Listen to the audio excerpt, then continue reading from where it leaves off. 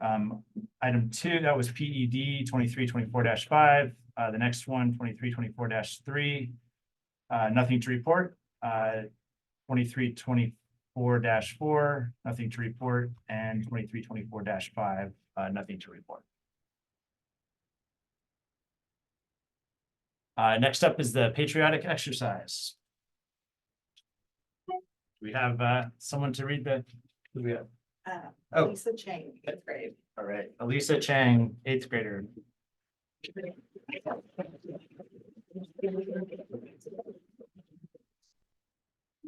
Hi everyone, I'm Elisa Chang. I'm an 8th grade at BIS. Super glad to be here. So I'm going to be saying the Pledge of Allegiance. Right hand over your heart. Oh. Please rise. Right hand over your heart. Ready, begin. I pledge allegiance to the flag of the United States of America and to the republic for which it stands, one nation, under God, indivisible, with liberty and justice for all. Yes. You're welcome to come up and have a picture if you'd like. Oh, okay. It's optional. 1, 2, 3. Let's get one more. 1, 2, 3. Did you get it? I got it. Thank you. Nice job. Thank you. Thank you. Good job.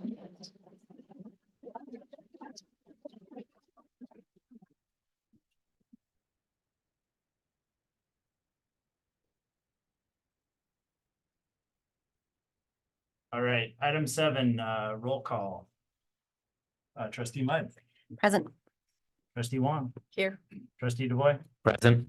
I'm here. Trustee Ghulam Hussain is not with us this evening.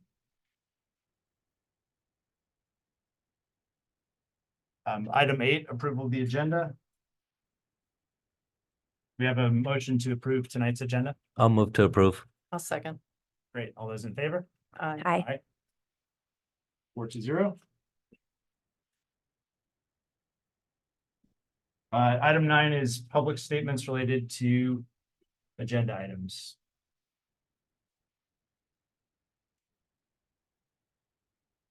Do we have any public statements related to agenda items? Not at this time, President Frank. Okay, we did receive a number of written comments, which the board has reviewed and are attached to the agenda for anyone else that would like to read them.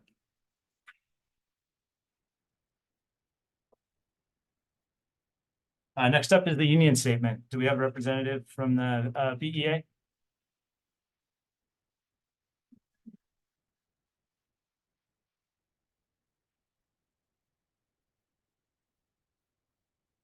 Hello, I'm Marisol Sali representing BEA BIS school. So currently, everything is going great at our school. We are doing CASP testing. So we have a special schedule last week and this week. We're doing block scheduling for 2 days each week, today and tomorrow. Our school musical just concluded. It was a Little Mermaid. It was great. Jen Ibis, our counselor, and John Caleros, our choir teacher, directed and did all the singing, and it was really great. I hope some people had a chance to go see it. In addition, our SDC class is doing something they've never done before under the leadership of Miss Jessica Welch, which is they're going around selling snacks, and the kids are doing the math, and it's exact cents, like 67 cents for a bubble water and things like that. And so the kids are going around delivering it and learning, doing some math and things like that, and delivering it to teachers. So that's really nice. Our after school program is track and field right now. They have meets on Thursdays. We're also doing, we have big solar panels being put up on the parking lots at the upper part by the field. So that's, I think, almost done, or maybe done, so that knows more. And we are getting ready to do our big school Olympics, which happens, well, every 4 years. It started off, now it's every 3 years, so that no kid going through the school misses it. And every homeroom class, or we call it advisory class, is a country. I'm Argentina, and the kids have been doing research every Thursday for 40 minutes on their country. They've been learning, like, creating a cheer, recreating the flag, learning a dance, making a video, making a skit, and creating a monument out of Legos or paper mache or whatever they wanted. And then some of our teachers have been working hard to schedule this big end of year school Olympic activity that's gonna be from Wednesday, May 29th until the following, I think it's like a 7-day long thing. And we have opening ceremonies and closing ceremonies. I'm sure we'll see some of you there. And it's really excited. The kids are getting excited. We just finished signups. All of us teachers are supposed to turn it in by today. And then we'll get to know how many kids are in each of our events. So that's how we're gonna end off the year with our big school Olympics, and CAS testing will have already finished. So that's how BIS is doing right now. Thank you. Thank you.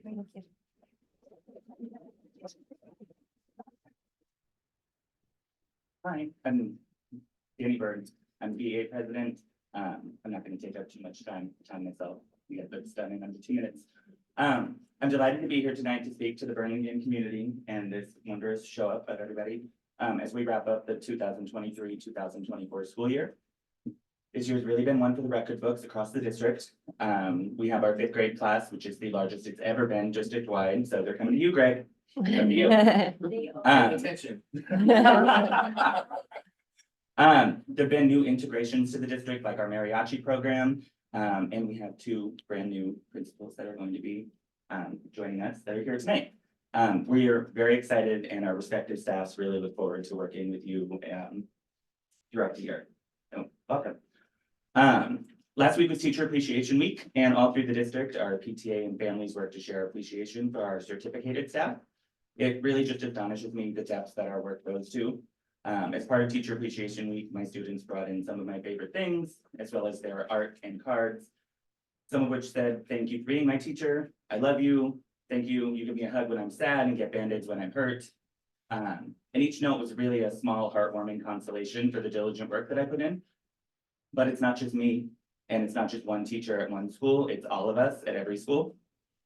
It's the TK team preparing our youngest learners for the excitement that school can bring. It's the kindergarten teachers who, I don't know how, but manage to spend a full 6-hour day and then still map out structured play for their students.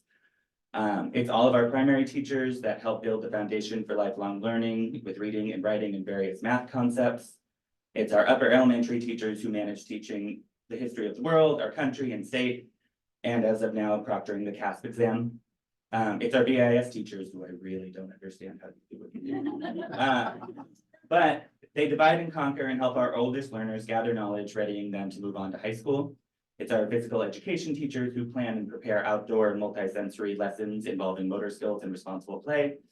It's our counselors who literally at the turn of a key help empower our students with lifelong emotional regulation skills and troubleshoot crisis. It is all of our RTI and RSP teachers who meet the students where they are and help them progress to where they are going. It's our music teachers who play rhythm and notes in a way that helps all students beat to their own drum. Altogether, I say all of that because it's not just one of us, it's all of us with the teaching professionals on the ground at each and every school site that arrive early, prepared and ready for the day. And we are looking forward as an entire group to continuing our negotiations to be positive and mutually beneficial because we are the backbone of this district and we are BDO. Thank you. Thank you.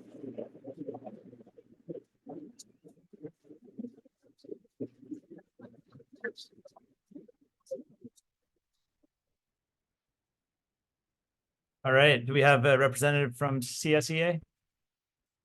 That's right, okay. Oh, okay, great. Thank you, Lauren. Good evening, everyone. My name is Loy Sihu, CSEA president. I just want to welcome everybody here today, especially if it's your first meeting. It's a lot of fun and it's very informative. Welcome. Thank you.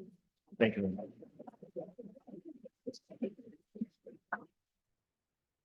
All right, Mr. Land, statement of principle.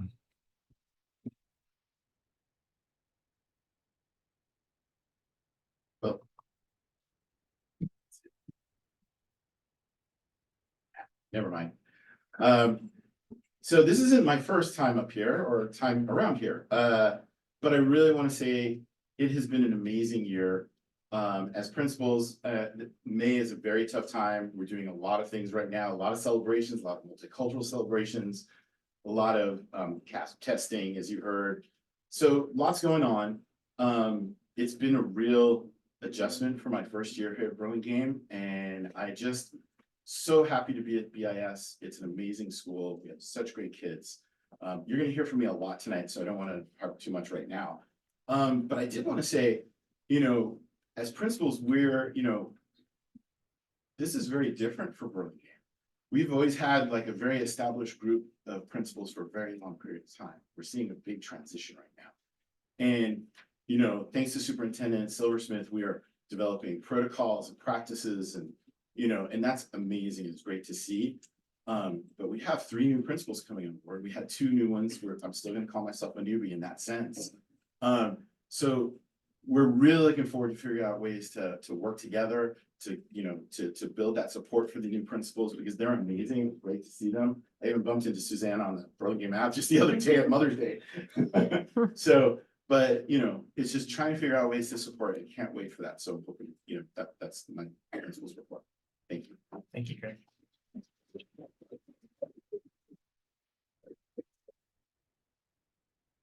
Item 13, statement of Dr. Silversmith. Great, thank you. It's wonderful to see everybody here tonight. It's nice to have such a packed house and it's wonderful to see so many students. I can't wait to hear their voices. So I'm looking forward to all of that.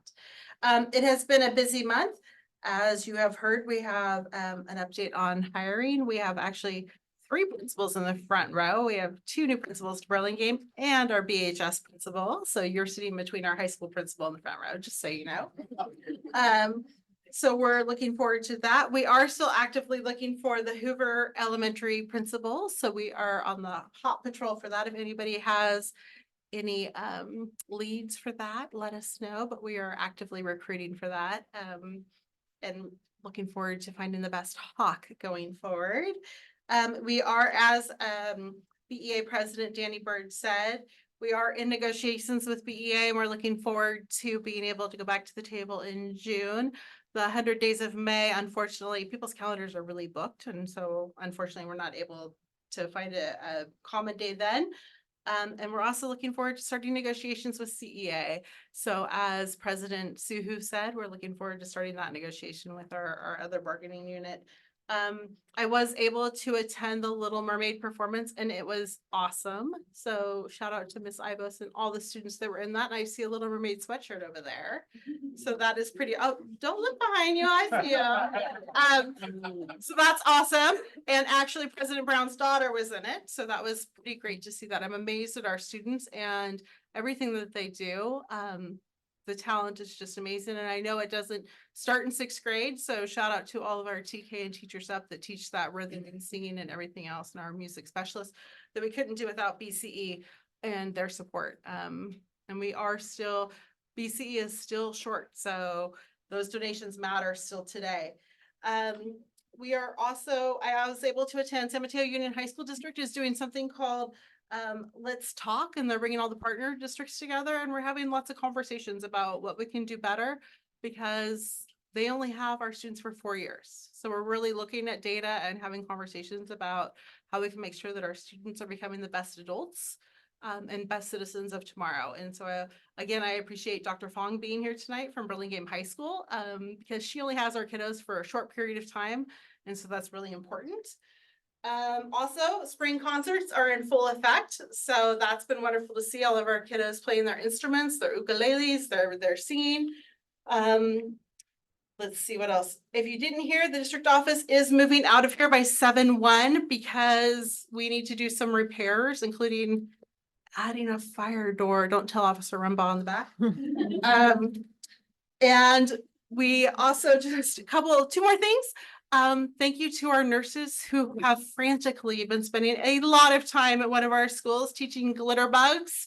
To all of our staff that don't know what glitter bugs is, it's an amazing component where they put black lights on hands and they stick them under a machine and then they have the kids go wash their hands and stick them back under the machine to see how well our kiddos wash their hands. It's amazing where kids don't wash their hands.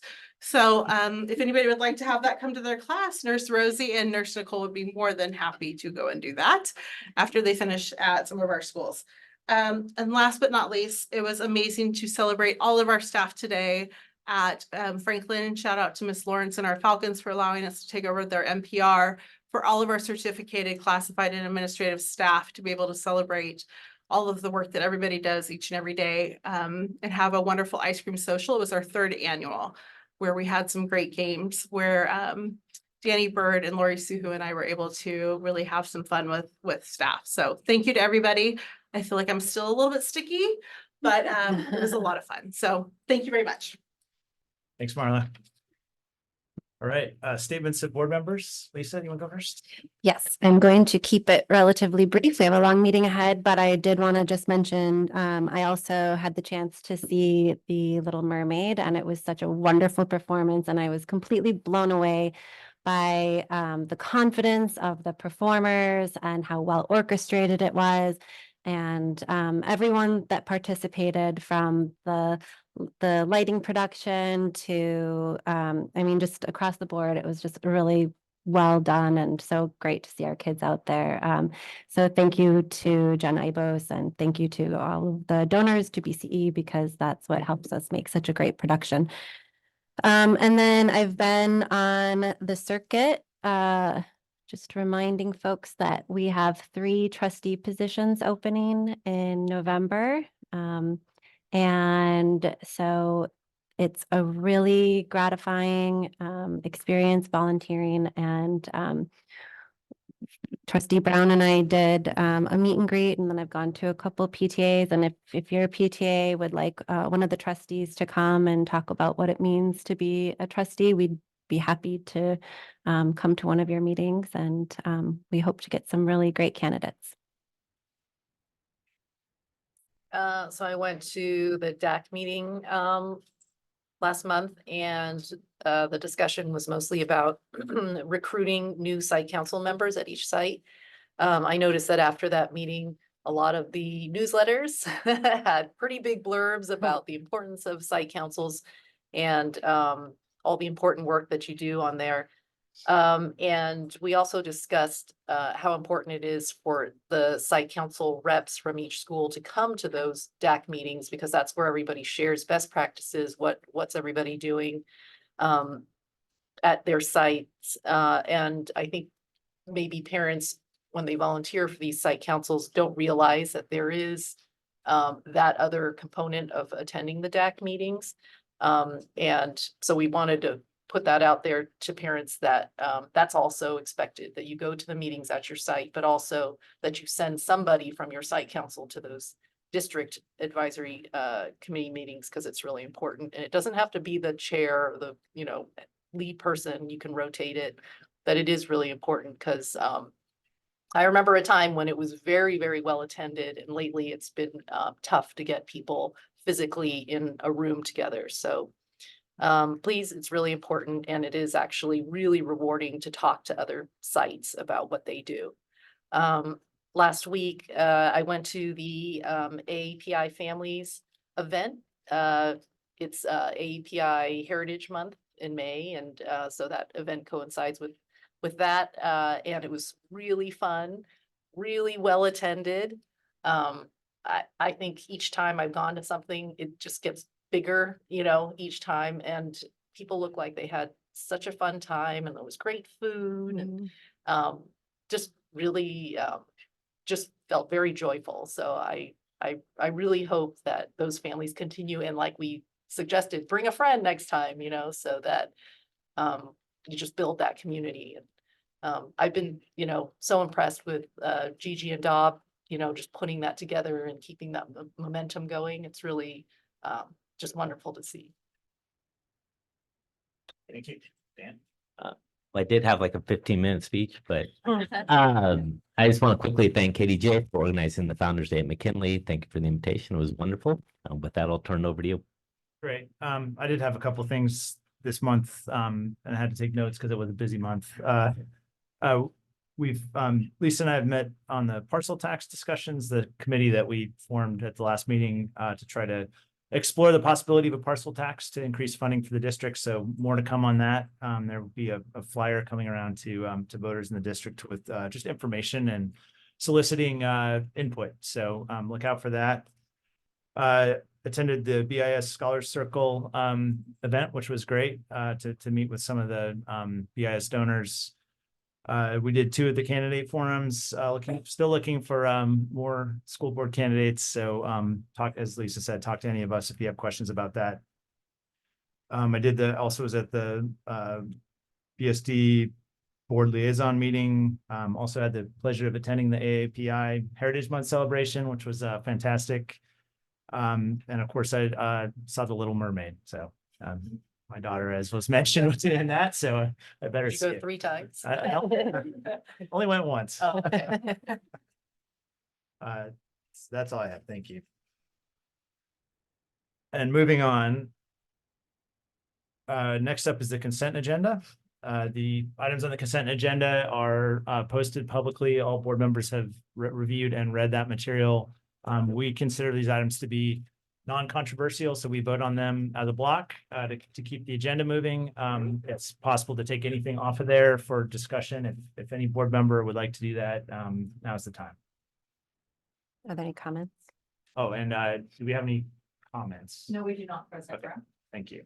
I'll make a motion to approve tonight's consent agenda. I'll second. All those in favor? Aye. Aye.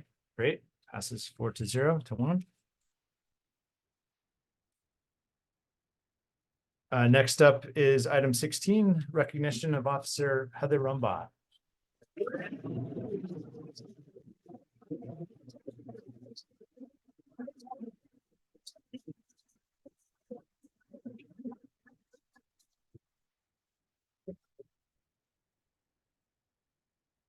Hi. Hi.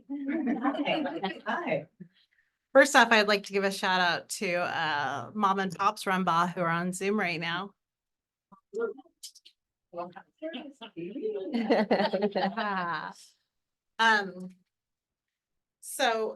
Also, we have a council member here. Come on up, please. Hi. Hello. Would you like to speak first? Yes, please. Please. Thank you so much. Absolutely. I'm Andrea Papajohn. Thank you so Thank much you. for having me here tonight. I am on city council and it is my privilege to acknowledge Officer Rumbaugh on the occasion of her retirement.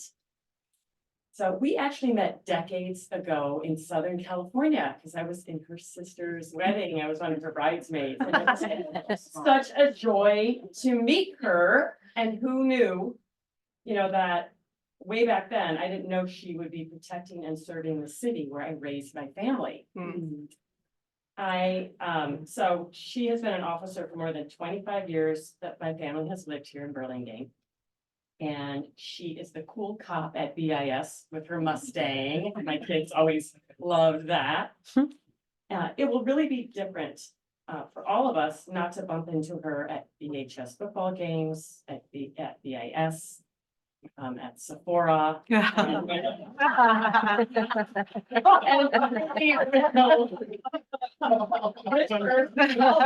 Retirement.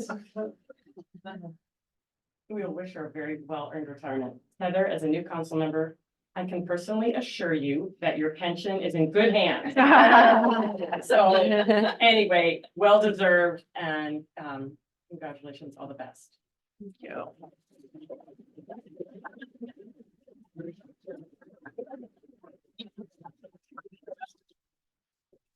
Now it's our turn.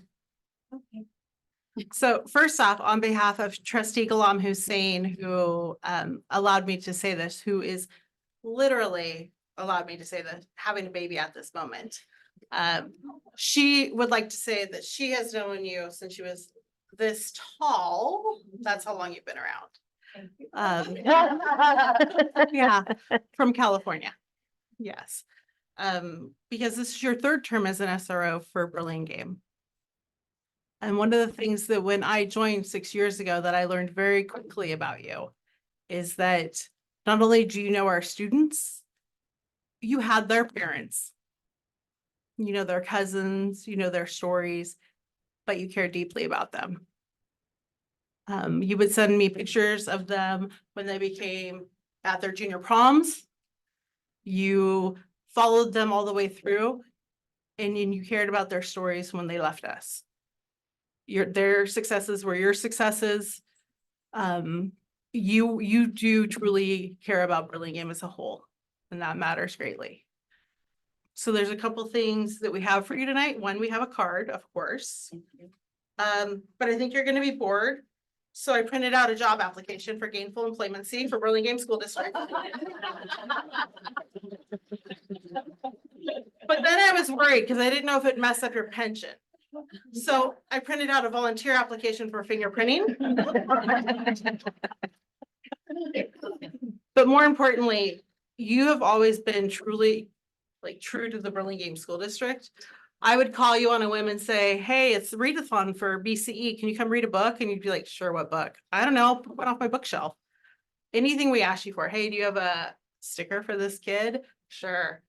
We have kids crawl through the back of your car that have special needs so they can understand something. Okay, no problem, Marla. Like, hey, can you get Rook here? Have you ever met the canine rookie dog? Like, Heather's got to get me a dog. That's all I have to say. Or have you ever met somebody from a federal law enforcement? You know, like, let's trade badges. But anything you did, Heather, you rolled in for this school district for students. Your integrity, your ethics, everything just goes beyond. And I just cannot thank you enough for what you've done for our students. So thank you. Thank you. You will be missed. Don't forget your application. Make sure you take those applications. She's serious. I know where you live. I just say a little something. So I've been with Burlingame. I got hired on March 17, 1997, St. Patrick's Day. And I am a police officer because of a school resource officer. I grew up in LA, and an LA Sheriff's officer taught a class at my high school. And that's where I became interested in law enforcement. So I knew at a young age that I wanted to pursue this career. And then it just kind of fell like I'm from Southern California, I went to Chico State, and here I am, in the Bay Area. So, law enforcement has changed over the last several years, and I feel truly blessed that both the school districts I work with have always opened the doors to me and have supported me. So that is a very huge plus with that. And I'm just very thankful to work in this community and a lot of great memories. And yeah, you might still see me at Sephora with shopping. So, but anyways, thank you. Thank you for everything. I really appreciate it. Don't leave. We want to take a picture with you. Ward wants a picture with you. Yeah. Do it right here.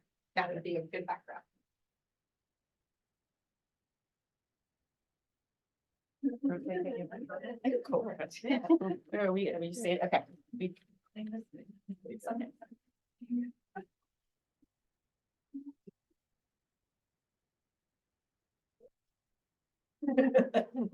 One, two, three.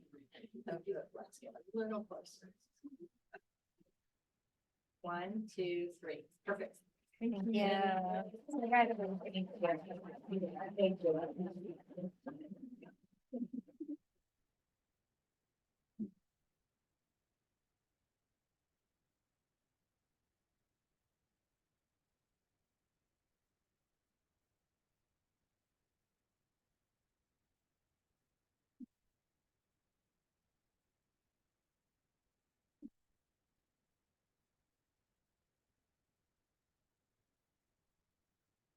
All right, item 17, human resources. We're very pleased to introduce our two new principals, so we've heard already. I have just had the pleasure of meeting you both earlier today, so if this introduction is probably not going to do either of you justice, but Shirley and Susanna, we're very happy to have you. I'll tell you just a few items from, I'll start with Shirley's bio. She earned her BS in Human Development from UC Davis. And her doctorate, she has a doctorate in educational leadership from Mills College. She's been a teacher, TK through 8. She's been a school administrator for many years. And she has a professional gymnastics coach, a gymnast in her college days. She has a twin in the Bay Area and not far away, who we are supposed to look out for. And all I can say is we're thrilled to have you, Shirley, and thank you for joining the district. So, yeah, we'd love to have you share a few words with your new community. Well, thank you. I'm Shirley Clem, and I am absolutely thrilled to be joining Burlingame School District. And truly honored to be selected and be able to serve the Lincoln School community. I can't wait to get to know the kids and the families and the teachers and staff. As part of the process for interviewing, I got to see a gallery of student artwork, letters and essays, and things that the kids wrote about what they were hoping and dreaming for their new principal. And I'm gonna tell you, these are gonna be big shoes to fill. There are a lot of amazing, great things they said, and some big shoes to fill, and I aim to get there to do all those things. So thank you so much. Thrilled to be here. Welcome. Thank you, Shirley. Welcome.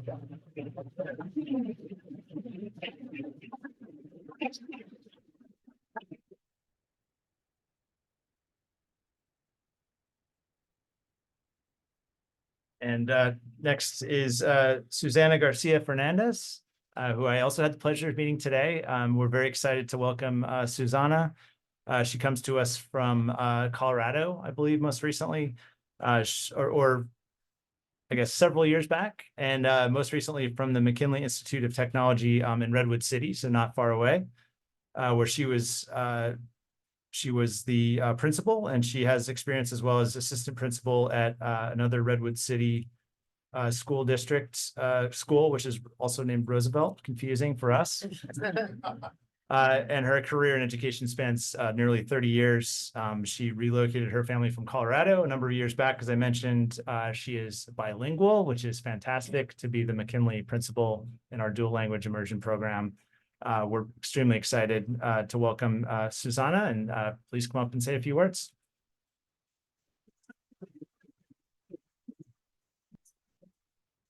Thank you so much. I am so thrilled to see a boardroom filled with people and parents and students. I am so thrilled that, you're in this district.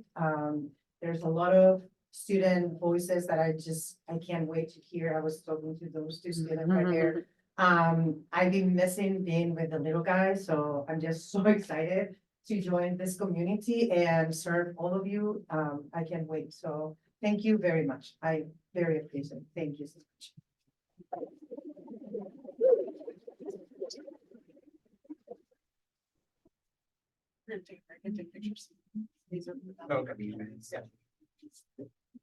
All right, we'd like to take a few pictures, so please indulge us. Then if you guys want to bring up your stuff, yeah, please. Okay. Oh,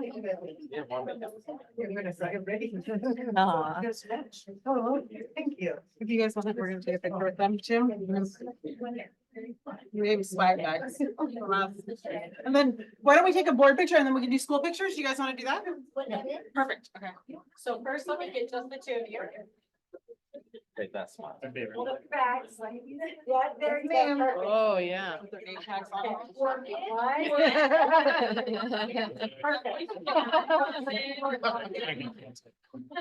That looked good. Wait, can you do that again? What did I do? That's bad. Yeah. Oh, perfect. All right, with the All right. board. Yep, the board. You know how to do this, right? Oh, I mean, with the Lego. You're really good at it. 1, 2, 3. Don't move. 1, 2, 3. Perfect. You want to do Lincoln first? Lincoln, sure. Okay. Lions.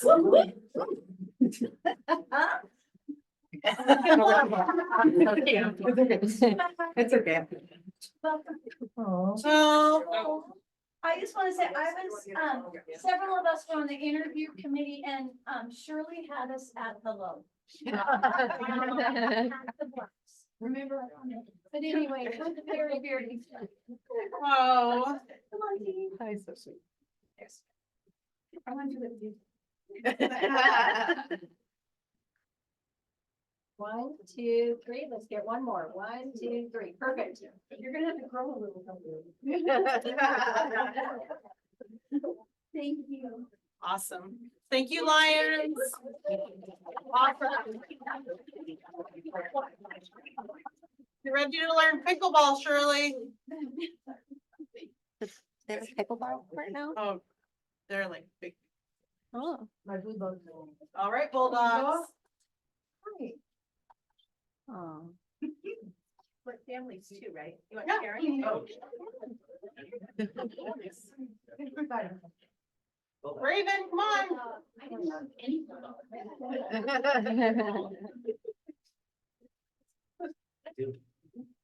Oh, I'm already up. No,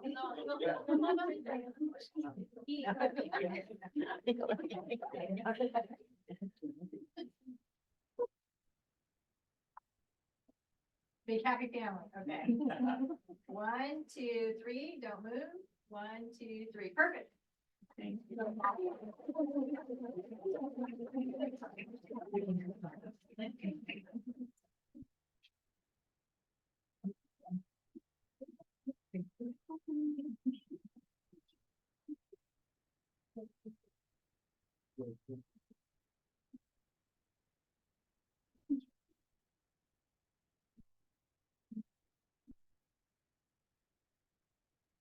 All right, we'll move on to items 18, which are education. 18A is Burlingame Intermediate School presentation on programs and achievements.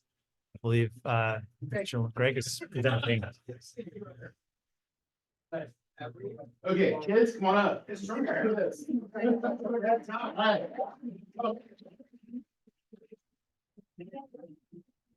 So before we begin, I'm going to have them introduce themselves so that they don't have to do it later. I also want to have my administration, the vice principals introduce themselves.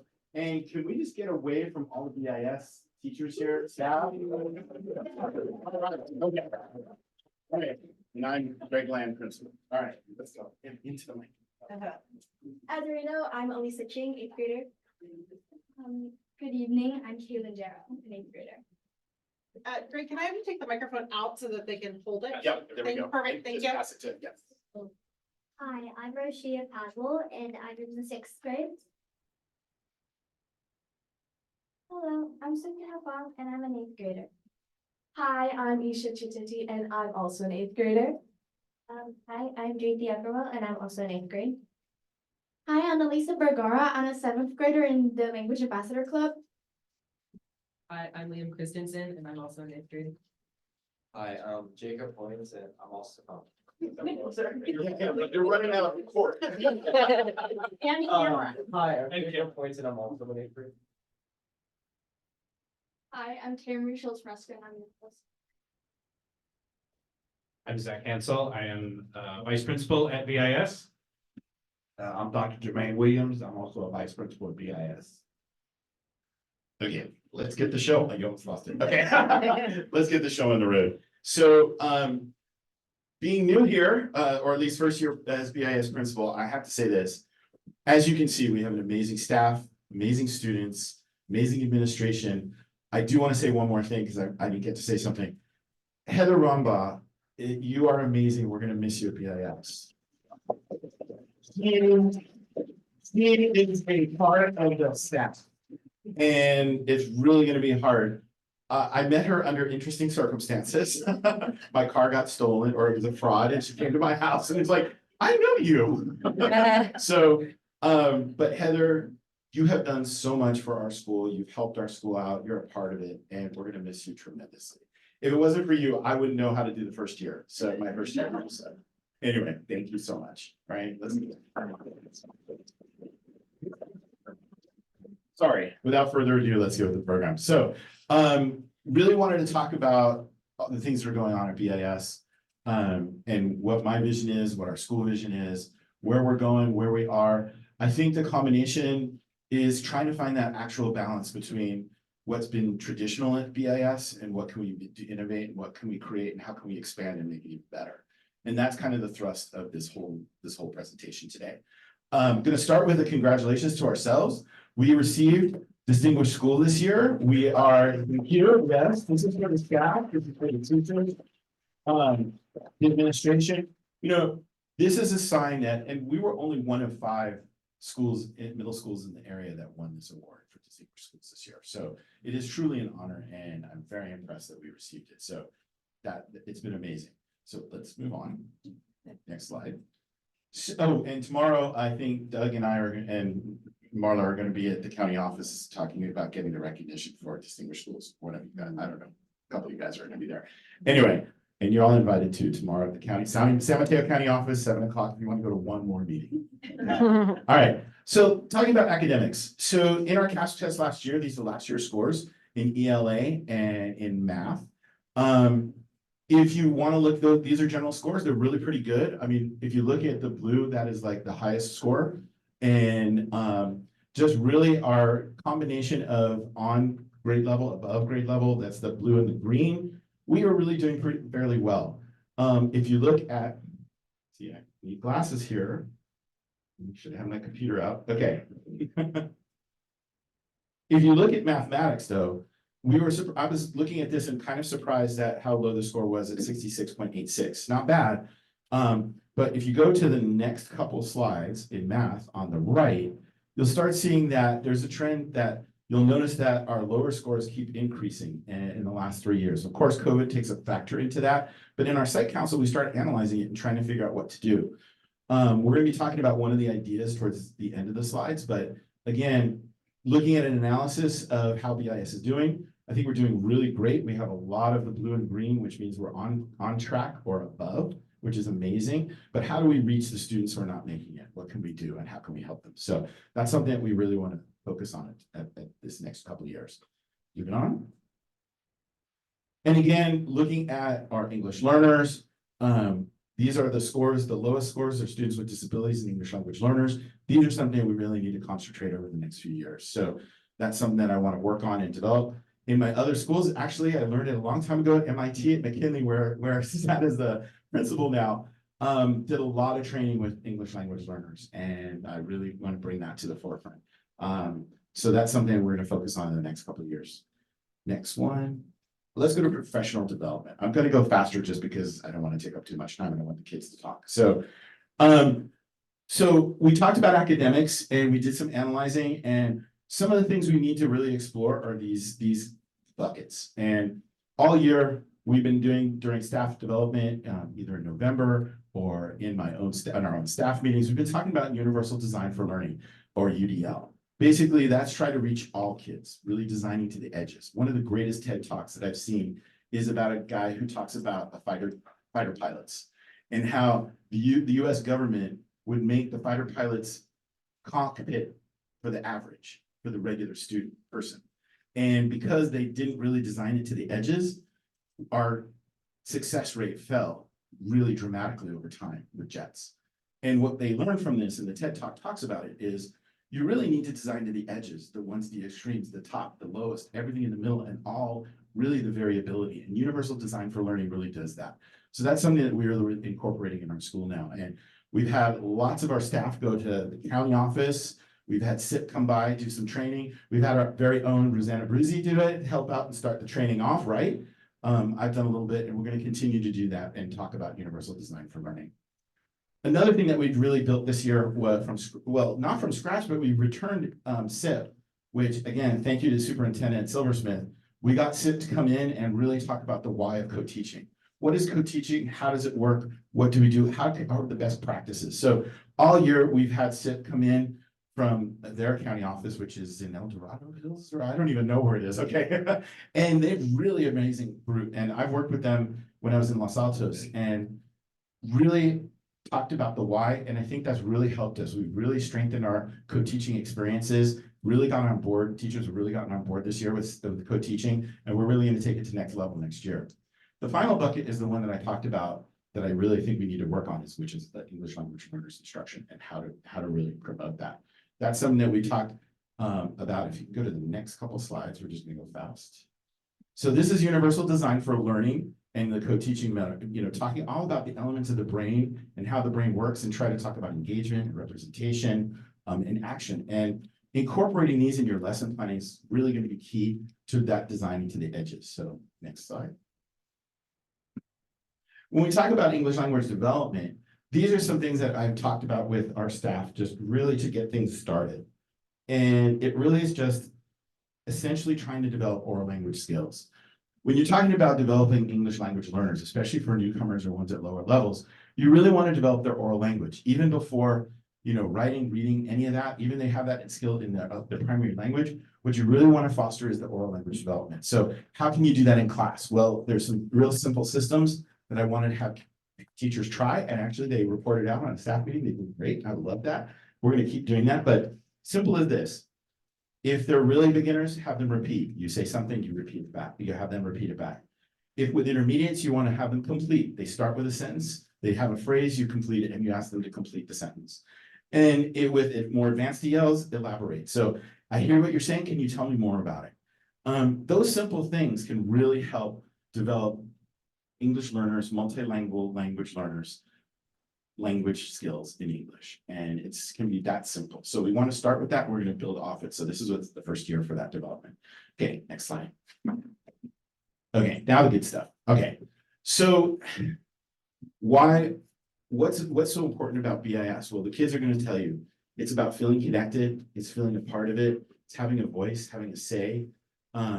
All of the experiences that they're going to share with you really connect to what we did in January, which is this book called Finding the Magic in Middle School, really to find the core of what's important. And the core of what this book said, and we had the author come out in January, was really to talk about having students feel safe to be able to make choices. Middle school is about change. It's the biggest change in the kid's life since birth. From 0 to 5 is just as important as the adolescent time in middle school. And what we need to do is let them take chances, let them try things, let them try clubs. They're going to talk a lot about that. Let them try to be leaders, let them try different things so that they can find what they want to do. Because by the time you get to high school, they should have it pretty figured out. And what happens is, if you've watched Breakfast Club, you kind of feel you know your role by high school, right? Yeah, I'm this, I'm this, I'm this, or I'm this.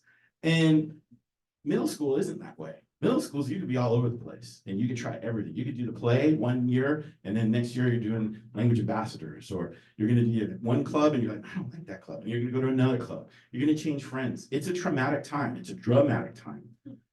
Right? And so being connected and being safe and feeling connected and feeling part of it is really important. So, move on. Next slide. So Chris came and I was just so impressed. You know, staff come to everything. I love you guys. You guys show up for everything, whether it's Affinity AAPI or whether it's the authors. We have or whether it's the musical or the play, they're there. And I just got to commend you guys. And half of the staff's here. So thank you guys for being here. All right, moving on. So the author had some recommendations, you know, as parents. So I'm just going to share these with you. I'm not going to read it out, but he had some recommendations for parents. Belonging comes first. Act less like a boss, more like a guide. Look behind the behavior, the why. You know, take one step beyond your comfort zone to try something new or have the kids try something new. These are all things that I think we embrace at BIS and want to continue to do so. So now the good part of the meeting. What's new at BIS? So I'm going to start turning it over, and I think we're starting right here, right? They already organized it without me. So, all right, take over. Good evening, everyone. Like I said, my name is Kaylin, and I'm the secretary for our Language Ambassadors Club. So Language Ambassadors Club is a group of students from many different backgrounds. We meet every week, and our goal is to celebrate our diverse school community and promote cultural understanding. We host many cultural activities to share traditions and cuisine, and our members help out incoming students who are unfamiliar with English. Our club fosters a welcoming environment for students of all backgrounds. It encourages students to learn new languages and appreciate different cultures. I find this club really amazing because it allows you to share your own heritage and culture with others who might not be familiar with it. You can also connect with others who may share your culture as well. Thank you. Let's go. Hi, I'm Isha again. I'm president of the Language Ambassadors Club, and Kaylin really worded that like so beautifully. Good job to Kaylin. And just a little bit more about the Language Ambassadors Club is that we meet every morning and like we gather as a group and Wednesday morning. And then we gather as a group and like talk about different ways that we can spread awareness and cultural identity around BIS. So that way everyone knows that they are included, that they don't feel left out. And I think that's like such a big part of like BIS as a whole. And this club really connects them. In the Language Ambassadors Club, we all, for our events and how we organize them, we often try to like have a translation for different languages, so it's inclusive and it's not just like English. And then for the people that might be from a different country and not be fluent yet, not understand what it says. So we're gonna move to clubs and talk about expanding clubs. So the next one is gonna be about clubs, and I'm gonna have you talk, okay? Perfect. Hi, my name is Arshia, and I'm going to be talking about on behalf of the clubs at BIS. If students want an activity to do other than academics, which are really boring, they should definitely check out the clubs. We have so many fun clubs to make you feel really passionate about what you'd like to do. There's a card trading club up above. The one where the girls eating a chip is the art club, which a lot of people love. We have the crochet club for all the crocheters. We have a Rubik's Cube club, which Mr. Land leads. And all these clubs just Still don't know how to do it. and all these clubs just give you a really great view of how the school works and connecting with other people. I'm in the book club, the official one, with Miss McNally and Miss Burrell, are two awesome teachers. They're teach humanities. And it's not only just to talk about books, because you think like, oh, books are boring, I would never join that club. It's to meet new people. I met a lot of my new friends there. And it's just to talk. It's to talk it over. It's to communicate. And it's a really fun experience overall.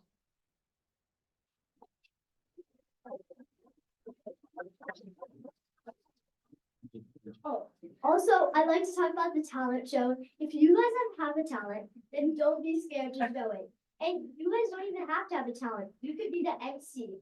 I was the MC for this year's talent show, and it was so much fun because I got to meet so many new people. We had a guest break dancer, Mr. Hernan Cortez, a Spanish immersion teacher. We had a really fun segment at the end of the show that with Mr. Land, the Swim Boys. It was a very nice dance. We had Bollywood dancing, and it was just a whole variety, which I really enjoyed. And I think you guys should definitely try out if you go to BIS next year. Or if you still BIS. These guys are awesome. Next slide. So now I'm actually going to ask our vice principals to come up and talk a little bit about our affinity groups. You've heard a lot about some of the presentations and the funny parties that we've had and gatherings, but I think Dr. Williams has a few things to say. Yeah, I know I have to go after these guys. So basically, I want to talk a little bit about the affinity groups. We have the African American affinity group that has been in existence for like 5 years. And also too, we have a family support group called FASO. And therefore, we've been very active, thanks to Gigi and Judy and a lot of the parents in the community have been actually helping me out with that and making that successful. We also have, talk about some of the other clubs that's been in existence as well. We have Lunar New Year celebration alongside Chinese culture connection. We also have multicultural night. We also have Fiesta Latina. We have the language ambassadors as well, like you've met many of them. And so therefore, we hope we have, a lot more, celebrate cultures that make up, Burlingame. Right.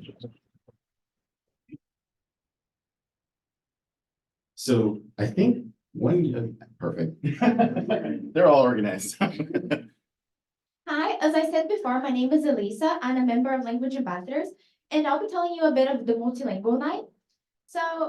And also just like a few of the events that have been done, that have been organized or had the help of the Language Ambassadors. The Multicultural Night, for example, which is happening soon, is an event that will be basically a meeting with a lot of families that are from. You can join it. Sorry. You can join if you are from a different country, if you're born here, anyone is invited. It is just a meeting so that we can connect and meet and learn about each other more. Continuing, as previously mentioned, the language ambassadors, we work to research cultural events and bring them to our school. For example, on the April 1st, also known as April Fools, we brought an event that's a tradition from France called that said Poisson de Avril. It's the way that in France, when it's April Fools, children usually have like a fish, either a sticker or a drawing, and they place it on their friend's back. And so in BIS, to make sure that no one was uncomfortable, we did that, but with classrooms. We distributed fishes that had dad jokes on the back. And then we gave it to the advisory so that they could vote on a student that could prank classroom of their choice. We also have collaborations with other cultural clubs. For example, on the Lunar New Year's, we have helped the Mandarin students set up before the party. For the multilingual party, which is the one on the current slide, students that are on the club, teachers that are involved, such as Ms. Layden, and also parents brought dishes related to their culture so that we would be sharing the food while we enjoyed ourselves. We had stations with fun activities and tables set up where you could write what's going well in BIS and what we could improve on. You could have written it either in your native language or in English if you would have felt more comfortable. And the purpose of the multilingual party was to make everyone feel like they belong. The multicultural night, which is coming soon, will be similar with the same purpose: improve BIS and make everyone feel like they belong.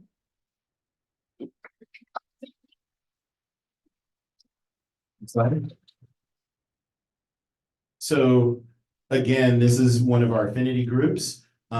We actually had high school students come in the library, do a meet and greet, which was great. This is the right before Black History Month, and they organized, the students and Dr. Williams and Yudi and Gigi all helped organize the Black History Month breakfast, which was amazing. And they're going to continue to work together and create more activities together, right?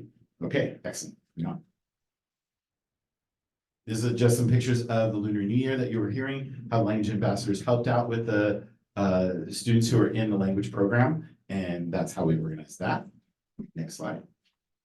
Sorry. Okay. I'm taking this break just to talk about some of the things that have gone really well this year. Besides these amazing things for kids and activities that we've had for school, one of these, this little card has been kind of an interesting transformation. I heard in the past that these didn't go very well, but for all of a sudden, everybody wants one of these. So we pass these out when kids are doing something really great. How many of you got one? Anybody? Oh, wow. Okay, I didn't expect that. Okay, we're doing good then. Okay. And what happens is, thanks to our office aides, they put together little packets, and sometimes it's gift cards, sometimes it's just a little packet of pencils and writing paper or something like that. And the winners get it. And what do they do it for? They do it for taking care of themselves, taking care of others, or taking care of our place. And so we see kids kind of cleaning up, helping out, doing things, just help out a friend, and we hand them out. And the teacher's been great about it, and the whole staff's been really working on this. It really creates a culture, positive culture in our school. It's really been great. Okay, moving on. See, I don't even remember what's on the slides. Okay, good. Okay, so now I'm going to turn it over to our peer council group, and they're going to talk about this amazing program called Peer Council. These are traditions right now. It's like, what are traditional? These are things that we've had over many years, and we really just want to celebrate it because it's really something that I think is great about BIS is the traditions and adding on new things as well, just that combination. So, Peer Council, Liam? Yeah. Hi, I'm Liam Christensen, and at BIS, we have this really cool anti-suspension program called Peer Council. And basically what it does is it enables us to help kids that have gotten in trouble to remove their mistakes from their permanent record so that future teachers don't have a skewed first impression of them. And so what happens is when a kid gets suspended, instead of like getting out of school, they come to us, and basically like a group of fellow peer council members, 8 of us, will evaluate and analyze kind of their situation, and based on that, we will create an alternative plan that is not punishment.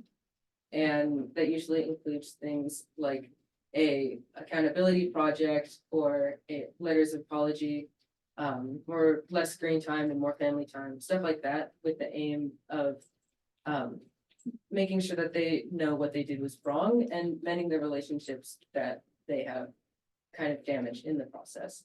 So once they have completed what we gave them, then we get to remove it from their record. And overall, it's just a really good program that, like Mr. Land said, kind of makes us feel more connected to the school and kind of be more part of that community. Okay. And also if your council's like sort of like aware for like children who may have done things that like they probably do regret after thinking about it and after some time. It's also like sort of like a type of repentance for like what they've done. And like Liam said, there are accountability projects which are like trying to help you figure out what you've done wrong, how you could always prevent that. And it's like a great program for like 8th graders to be able to help their fellow students.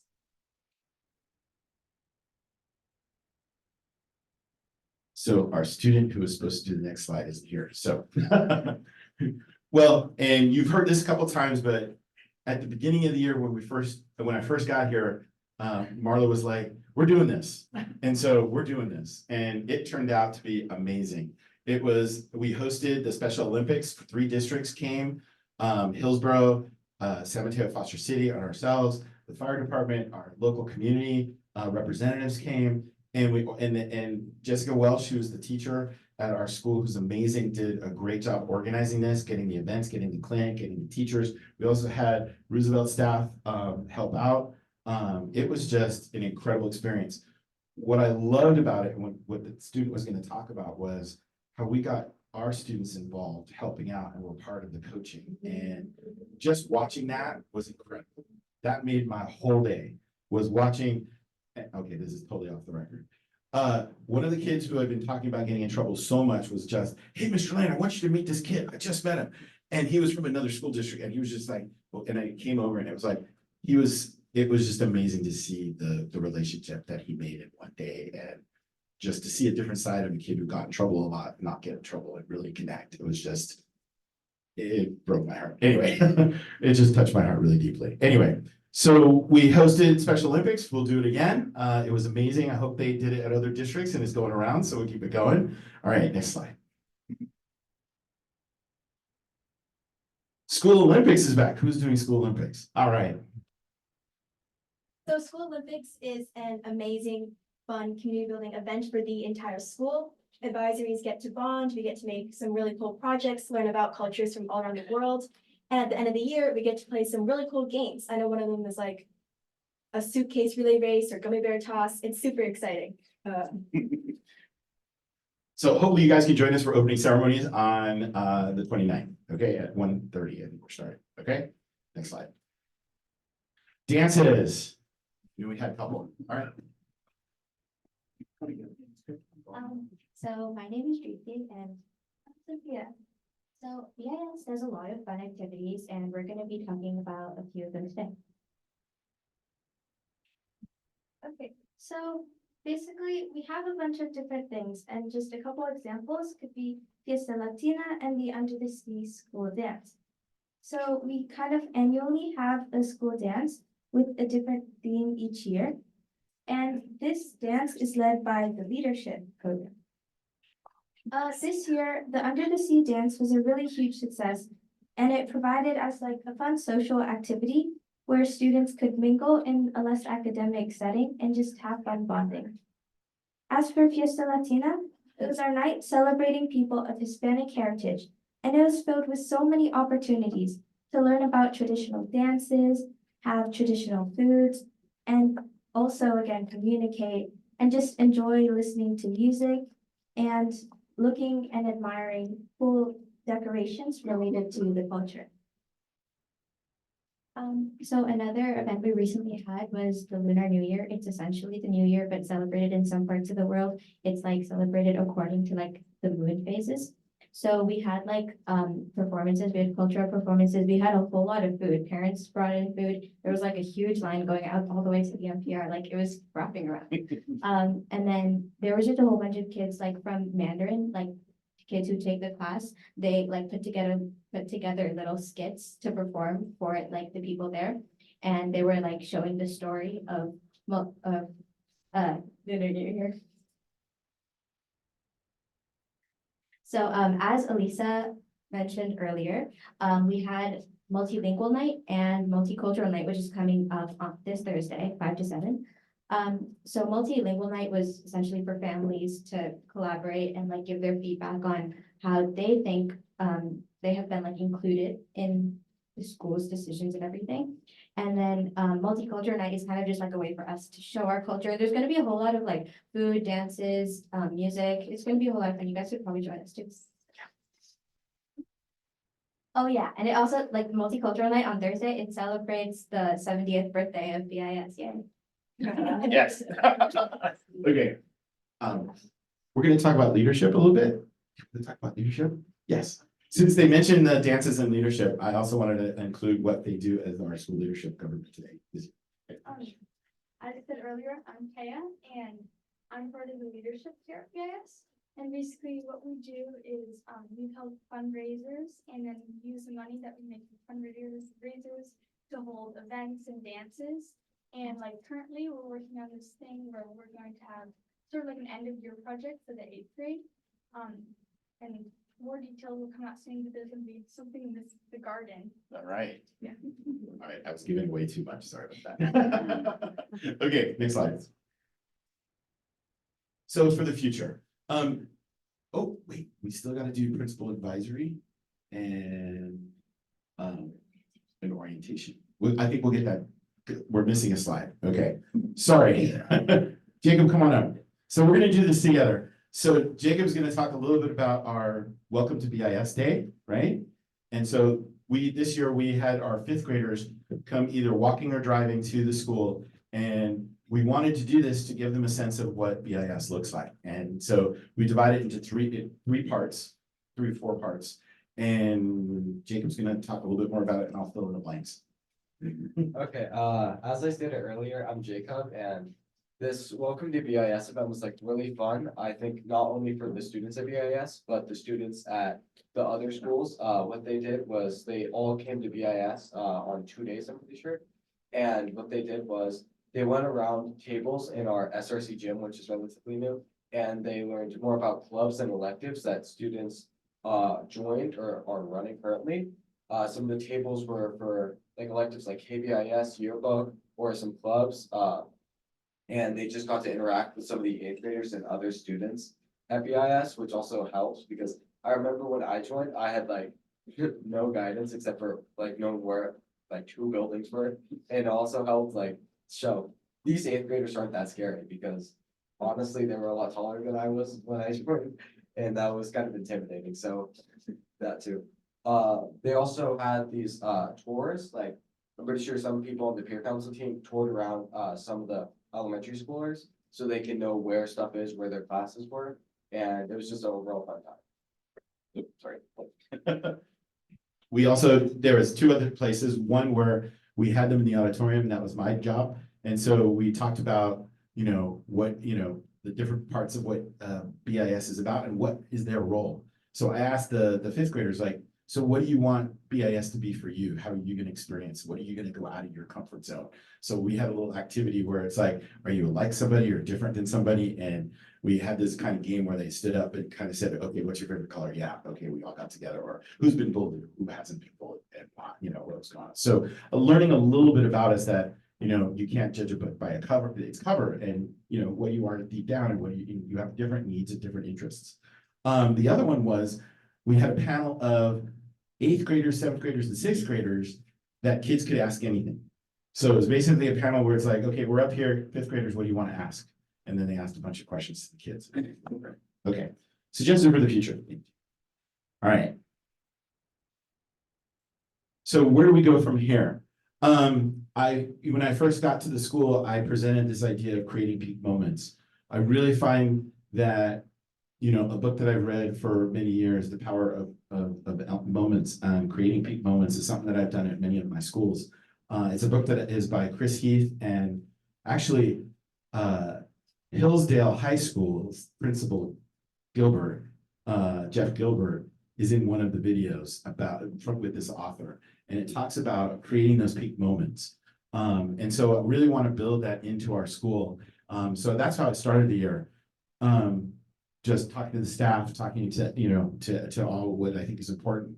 Now, some of the transformations that we're seeing or want to see are the following. We really want to work on our MTSS and build our PLCs. PLCs are professional learning communities. I know that a couple of schools in the elementary school, part of our elementary schools, sorry, I'm not feeling too well today. They're already started this. I've done this at my other schools, and I really find it important to really talk about cycles of inquiry and work as a community and really build PLCs. I think it's something that I think will grow. I know it's happening in a couple of elementaries. I want to keep it going. I want to, hopefully that'll grow next year. We started a care team. We started with our attendance program, and we have an attendance team group, and we've melded it into this care team and talking about students of concern.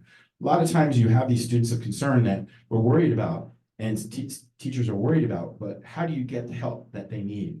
And so this team that originally started with attendance is now building into not just attendance, but social emotional, academic needs. And we're really trying to come up with plans that they can seek help. And with this new addition to maybe MTSS, we'll really be able to provide tier 2 and tier 3 interventions at our school over the next few years. Next year, I really want to keep this job going where we're creating this great spirit. Next year, I want to offer a leadership elective. I know it's been held in the past, but really leadership kids and really providing lunchtime activities is something I'm really looking forward to and trying to do that. So that's one of the things, if you have a leadership class, that can happen. So they can have competitions with advisory, not just during Olympics, but just kind of during lunchtime, having lunchtime activities and really bringing spirit together. That's the advisory competition part. Next year, wanted to build connections even further. I want to work on field trips. I talked about this with the PTA council because they always talking about field trips. We have two that I would really like to explore. I'm still going to need to talk with the staff about it, but one was Yosemite for 8th grade and Challenge Day for 7th grade. And Challenge Day is more of an event that happens at the school. I don't know if you know it, but it really makes kids go deep and really talks about hopes, dreams. You just have to go on, just look for Challenge Day. It happens at many schools, and it's a really deep experience, and I think it'd be great for our 7th grade. So these are kind of hopefuls. Trojan Camp is another thing that I want to start looking into for next year. Trojan Camp is like the first 3 days. Instead of just starting right away with getting out your syllabus, and this is what we're doing, try to create the first 3 days as ways to kind of integrate, taking that orientation and taking it to the next level. And so we call it Trojan Camp because then it's maybe taking classes of how to advocate for yourself, how to get organized for the year. These will be classes that we can offer to them just to have a group of kids going through these classes rather than taking their regular classes. And I still got to get teachers on board, just say you'll do it. Anyway, but it really kind of creates, and then even just building bonding, maybe having some advisory competitions at the very beginning, just so it can be social a little bit. So it's really creating that social side, that academic, create the connection right away. And that's what we want to do at Trojan Camp. I know we're running out of time, and I'm really sorry this has been long, but then we're going to work on the MTSS master schedule classes. That's to come. And that's down the road. And we are going to have the celebration, 70th birthday for BIS on Thursday, 5 to 7. Okay, that's our presentation. Please give these guys a hand. They were amazing.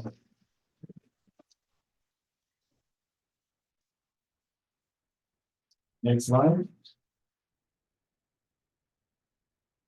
Any questions? Yeah, any questions? Okay, yeah.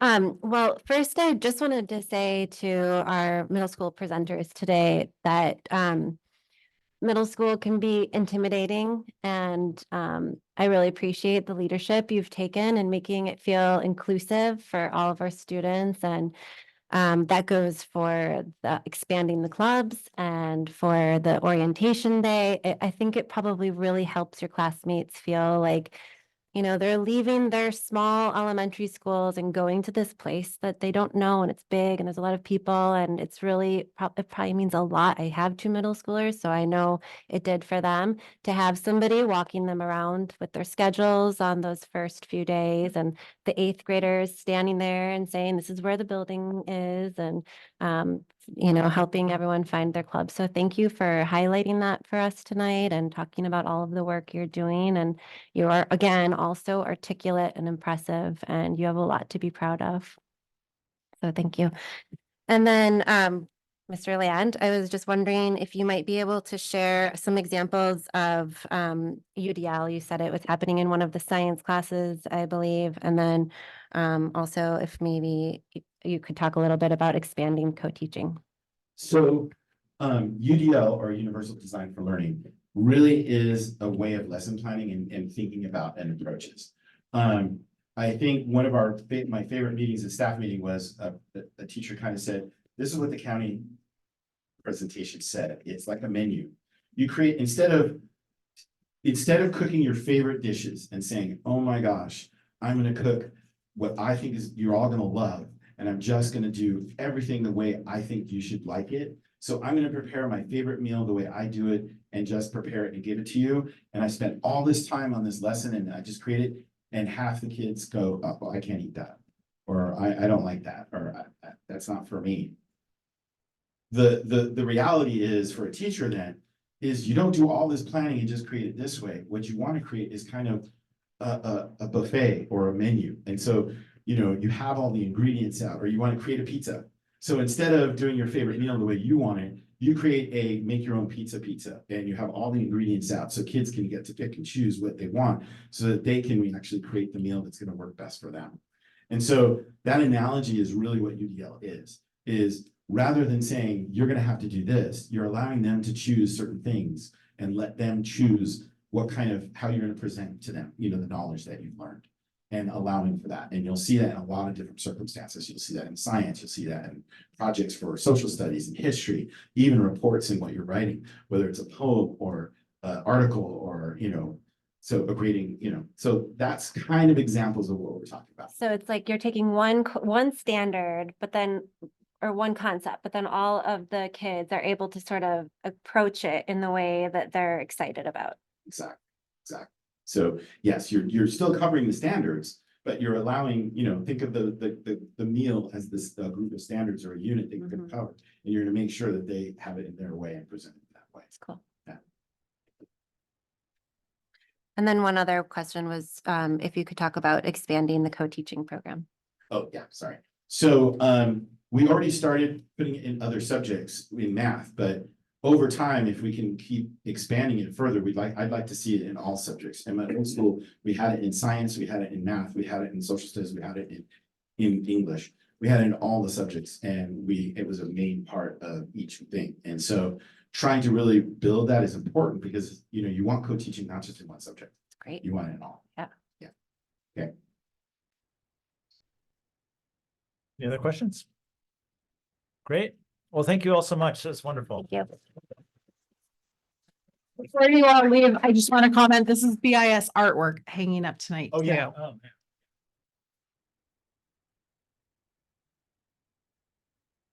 Taking a picture of all of them.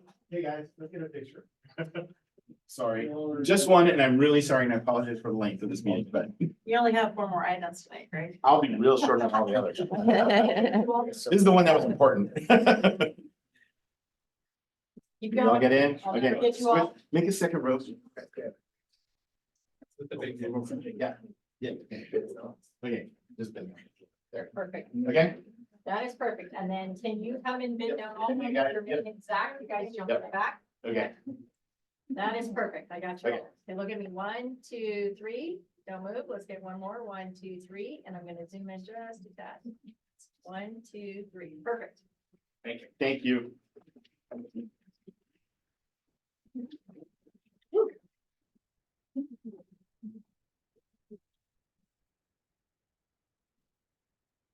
All right, item 18B is BSD course description updates or additional processes. Thank, They'll all be me. Okay. Good evening, thank you. Tonight we are bringing forward how we will be updating all of our course descriptions or updating any additional courses as we move forward.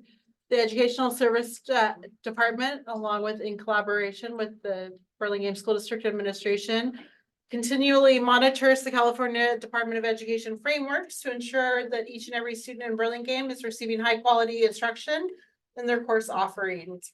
At any time, the Ed Services Department will bring forward updated course descriptions and additional course descriptions for the Board of Trustees to review and vote on for approval. These proposed changes will be based on students' educational needs. The committee may include but will not be limited to, it'll be led by the Assistant Superintendent of Ed Services. There will be representatives from relevant subject areas, a staff from special education, the English Learner Program, dual language immersion programs, and one or more site administrators. Whenever possible, we will also have student representatives. They're going to be acting as an advisory committee. They will bring forward any data that is needed. They will do research on the data. The written course description and updates and course additions will be routed by the assistant superintendent to all necessary departments for information for approval prior to it being submitted to the office of the superintendent. The office of the superintendent will have 2 months to review and provide questions or feedback before adding it to the board agenda. This is just information for you all as to how we will go forward for any course changes. As we want to add or change anything to any of our offerings. We're excited to be bringing forward lots of offerings and changes coming forward, and this is how we will be doing it. Are there any questions? Perfect. No, thank you, Marla. Absolutely. That was an information item. Next one, also an information item, 18C Burlingame Intermediate School Program Change. Right. Perfect timing, right? Sorry, I was thinking about the kids. Okay. I'm sitting down for this, not for this. Okay. Did you want the water? Yeah.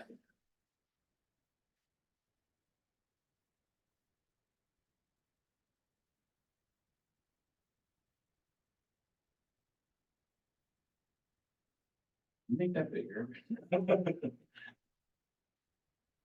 Okay. Can you hear me? Okay. Yep. So this one is about following what Marla just said, kind of having a system in place when we do have some program changes and making it official. We have a real important one, I think, that we want to talk about today, which is really, we've had a strong history here since my daughter in 2011 started, which is the humanities core, which is combining English language arts with history into one subject and really having a double period connected to one teacher. And so that started in 2011, and it was 2 periods. Originally, just so you know, pre-2011, it was 2 periods of English language arts and 1 period of history combined to make it 2 periods. So it was to save time and combine. So just so you know, that was the history way back before any of you were around. So, but then it evolved to humanities, which said, you can do kind of a coring where you can take parts of history and incorporate it in the writing, because history is, writing is an integral part of, and reading is an integral part of history, or the history classes. So next slide. So what we're asking to really do is make a transition, to really think about what's best for kids and what that program should look like. So what we're trying to do is, again, 6th grade is the most core. You'll have core in math and science, and you'll have core in your humanities. So you're really taking 2 teachers, not 4. And you're going to still do electives, and you're going to still offer, PE. In 7th grade, we're going to keep the same, but currently this is the system right now. You have a core to the humanities, but you have a separate math and a separate science. And that has advantages, especially in expertise. So you really have those math, being able to concentrate on math. That's why we can offer accelerated math and regular math, or on grade level math, and also offer a variety of science experiments and labs. In 8th grade, the proposition is to really look more like the high school. By the time you get to 8th grade, it's really important to distinguish and be very similar to what is happening in the next year. And to prepare our 8th graders, we really think it would be best to keep English separate from history and have those subjects separate. And so, because again, trying to prepare for high school, you want to have that connection. So what the proposition of the program change is to find an English single subject teacher for English, same with all the other subjects as well as for history. That is something I think is, again, talking about expertise. When you think single subject, you're thinking expertise. And so it's something to try to say that this is the area that they're experts in. Again, it's also talking, from a student point perspective, it's really talking about more dependence to more independence. It's really asking kids to really have more student, voice choice, really having them, be on their own to really make their independence and prepare them for high school again. So it's that idea of evolving and having more chances and more opportunities to be independent, having more opportunities to be able to say, okay, I know what I have to do and be more organized in 4 classes rather than 2 classes. Just some rationale for change. Taking from the book I was talking about earlier, this is a quote from them, from Chris Baum. And also, students need to be prepared for high school. They need to know how the systems work there and how it operates. And so if we have kind of a reflection of that, that's what we need to start doing from in 8th grade. And any questions? I don't have any. Great, thank you, Greg. All right, item 18D, it's our Jedi update for the month. Outcomes for BIS students at Burlingame High School. All right, good evening. We are welcoming Dr. Jen Fong from Burlingame High School, Principal Greg Land from BIS, and Mr. Brian Simmons. Okay, then we are welcoming, please too. Thank you for being here tonight. Thank you. I think because Principal Land has done a lot of talking, I'll do most of the talking because I'm giving him a break. But the first slide here just shows some of the words we think about when we think about the partnership between BSD and BHS. And kindness and collaboration are some of them. But and there's a lot of slides here, but mostly they're here for reference, so I'll move through them fairly quickly. So the next slide. We BIS students do very, very well at BHS. They're very well prepared in a variety of subject matters, and it's so exciting. It's so exciting to see my future students, and they're a tough act to follow. We do spend a fair amount of time with articulation, and this was a good meeting for me to come to hear about what, some of the changes happening at BIS. We invite 8th grade teachers to come to BHS to see our classrooms, and we have a rigorous discussion about how well students are doing in each subject and what we could do better to help, prepare them while they're still at BIS, and then to help receive them when they get to BHS. So we've done that. This is only my 2nd year at BHS. That we've done that for both years. Next slide. So just to see some of the data, the majority of BHS students do come from BIS, but and we do, have students that come from other areas as well. But we make an effort in 9th grade to have teachers group students by maybe 2 BIS students, 3 BIS students with another student. So that way it's not only students from BIS who know each other already, mixing with others. And on the next slide. This is just some demographics of, who is enrolled. And then we'll go to the next slide. And passing rates. So when we look at classes, of course, students are passing at very, very high rates at BHS. They come from BIS very, with outstanding academic achievement, and then they pass, continue to pass. We have some subjects are a little more difficult, and that becomes more so as you get into 11th and 12th grade, and then on to college is, of course, very difficult. Speaking myself as a STEM major and having 2 children, well, one is is a STEM major and one hopes to be one, it is very hard to continue to do well at the level of an A. I think that many students feel upset when they get a B, but a B is a good grade, and so are Cs. I'm very glad that my son in college is getting Cs and not anything lower. He's now halfway to graduating. This also shows you a little bit about our graduation requirements in the San Mateo Union High School District, as well as our UC and CSU requirements or recommendation. So students are taking the classes that they need to be able to be admitted to our state's great four-year colleges, as well as to start at a community college and do the transfer, which is such a great option. We know many students that start at the College of San Mateo and then transfer to UC without having to pay the first 2 years of tuition, and they graduate with that UC degree. And the next slide. This is for your reference, just what are the different subjects that are required for the University of California and the California State University's entrance requirements. And of course, BEHS offers all the classes for the requirements as well as the recommendations and then some. And the next slide. So how are students doing by their demographics? This slide shows this rate that's kind of in the blue, shows the UC and CSU eligibility rate. So how well are students passing those courses and passing them with a C or higher. Okay, next slide. So our course taking exceeds UC recommendations. And another thing you can, if you look at the table again later, you'll notice that students are taking 4 or more years of math. Their UC requirement is only 3 years, but of course, our students do like to take as much as possible. And so they are taking, most students are taking 4 years, if not a 5th year in some way, because they're taking something in the summer. I don't necessarily recommend that. I'll get back to that a little bit later.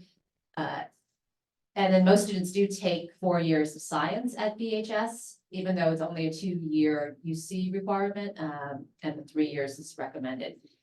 I love that our students start in a higher language. A lot of students have, until this year, and now that BIS doesn't have Italian, that's a little sad for us, but we have students starting in advanced Chinese or in advanced Spanish as a result of the language programs that you offer.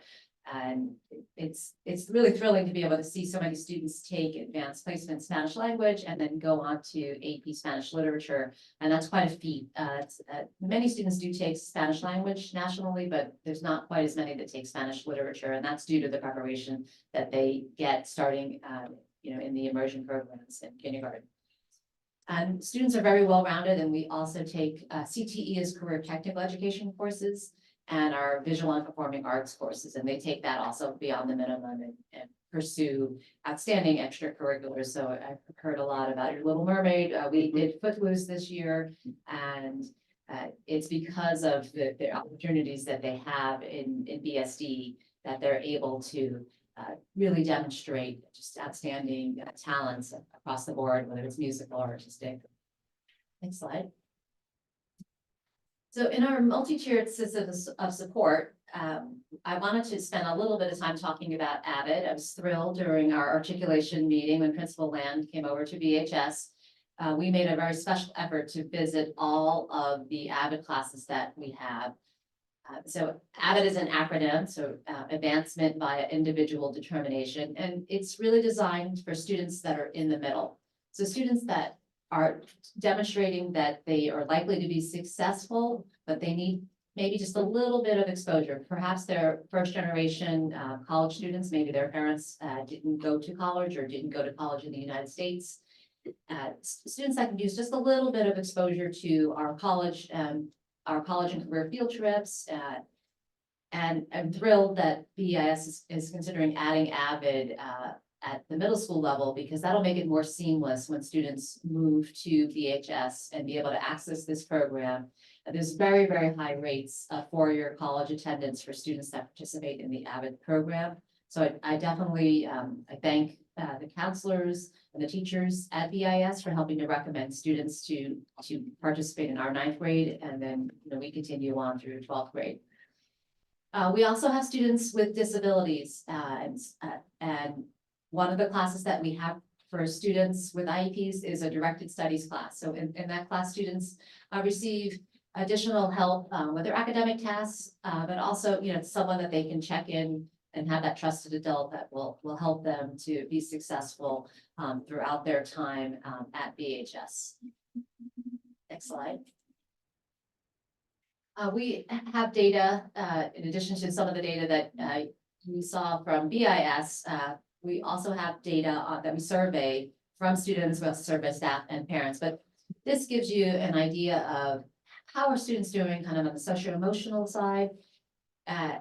One of the lowest numbers up there, I have to say, is engagement. It's 25%. And I know that when I go home later, I will be surprised if my 16-year-old is awake. It doesn't matter what time it is. If it's 7 a.m., she came home early yesterday at like 5, she was asleep. She's asleep, but then around 1 a.m. she wakes up.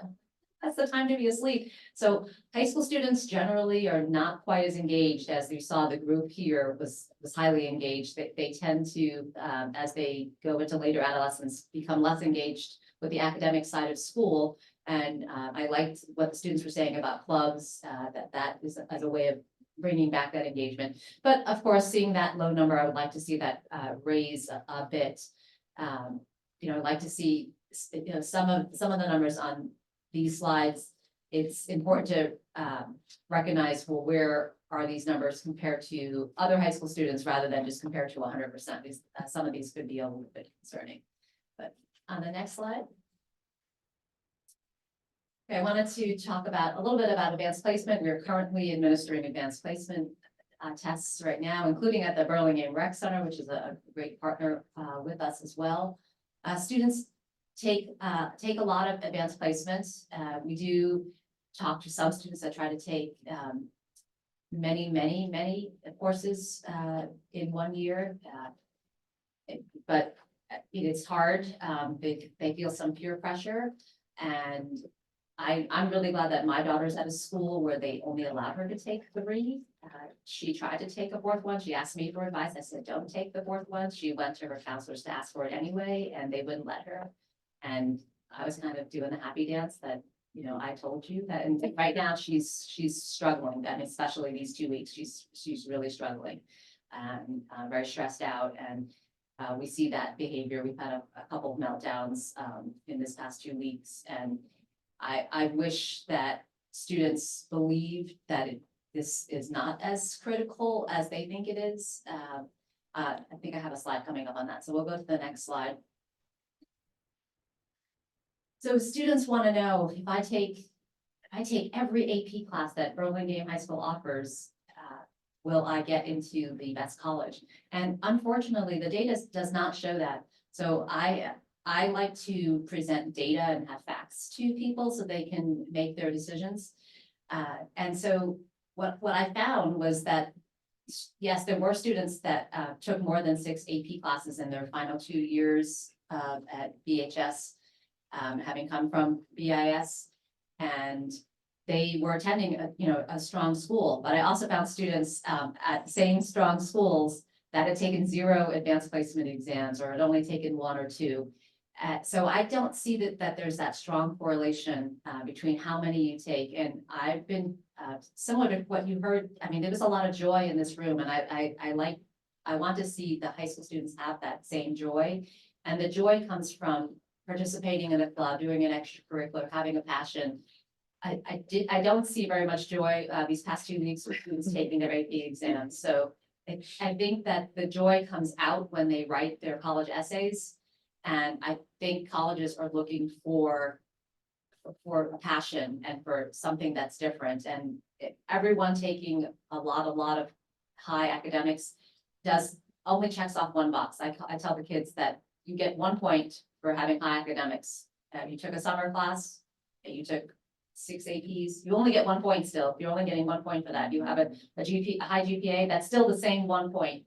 And you need to look for the other areas where you're going to gain points, if we want to call it that. You know, what are you showing in what you're writing in your essays? And I hope the summer is really a strong place for that. And it makes me sad to see so many of my students taking an accelerated math class when they could be in the summer doing something that's going to help them to develop that passion that makes them who they are, that helps them to write about something really interesting and helps them to get into that college that they want to go to. Okay, next slide. So this is our math. We always get a lot of questions about math. So Burlingame High School does offer a lot of math, different math classes, and students can join at different levels, and they can advance themselves to advanced placement calculus. And that was another interesting thing that I found. So there was my most recent interaction with BIS, or this spring, was informing parents about their children's test scores because they wanted to take compressed math 1. And many students took that exam, but not that many passed it. And so then they were not able to enroll in compressed math 1.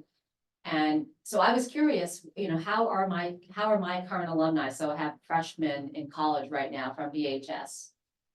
How did they, you know, what did they take when they were in 9th grade?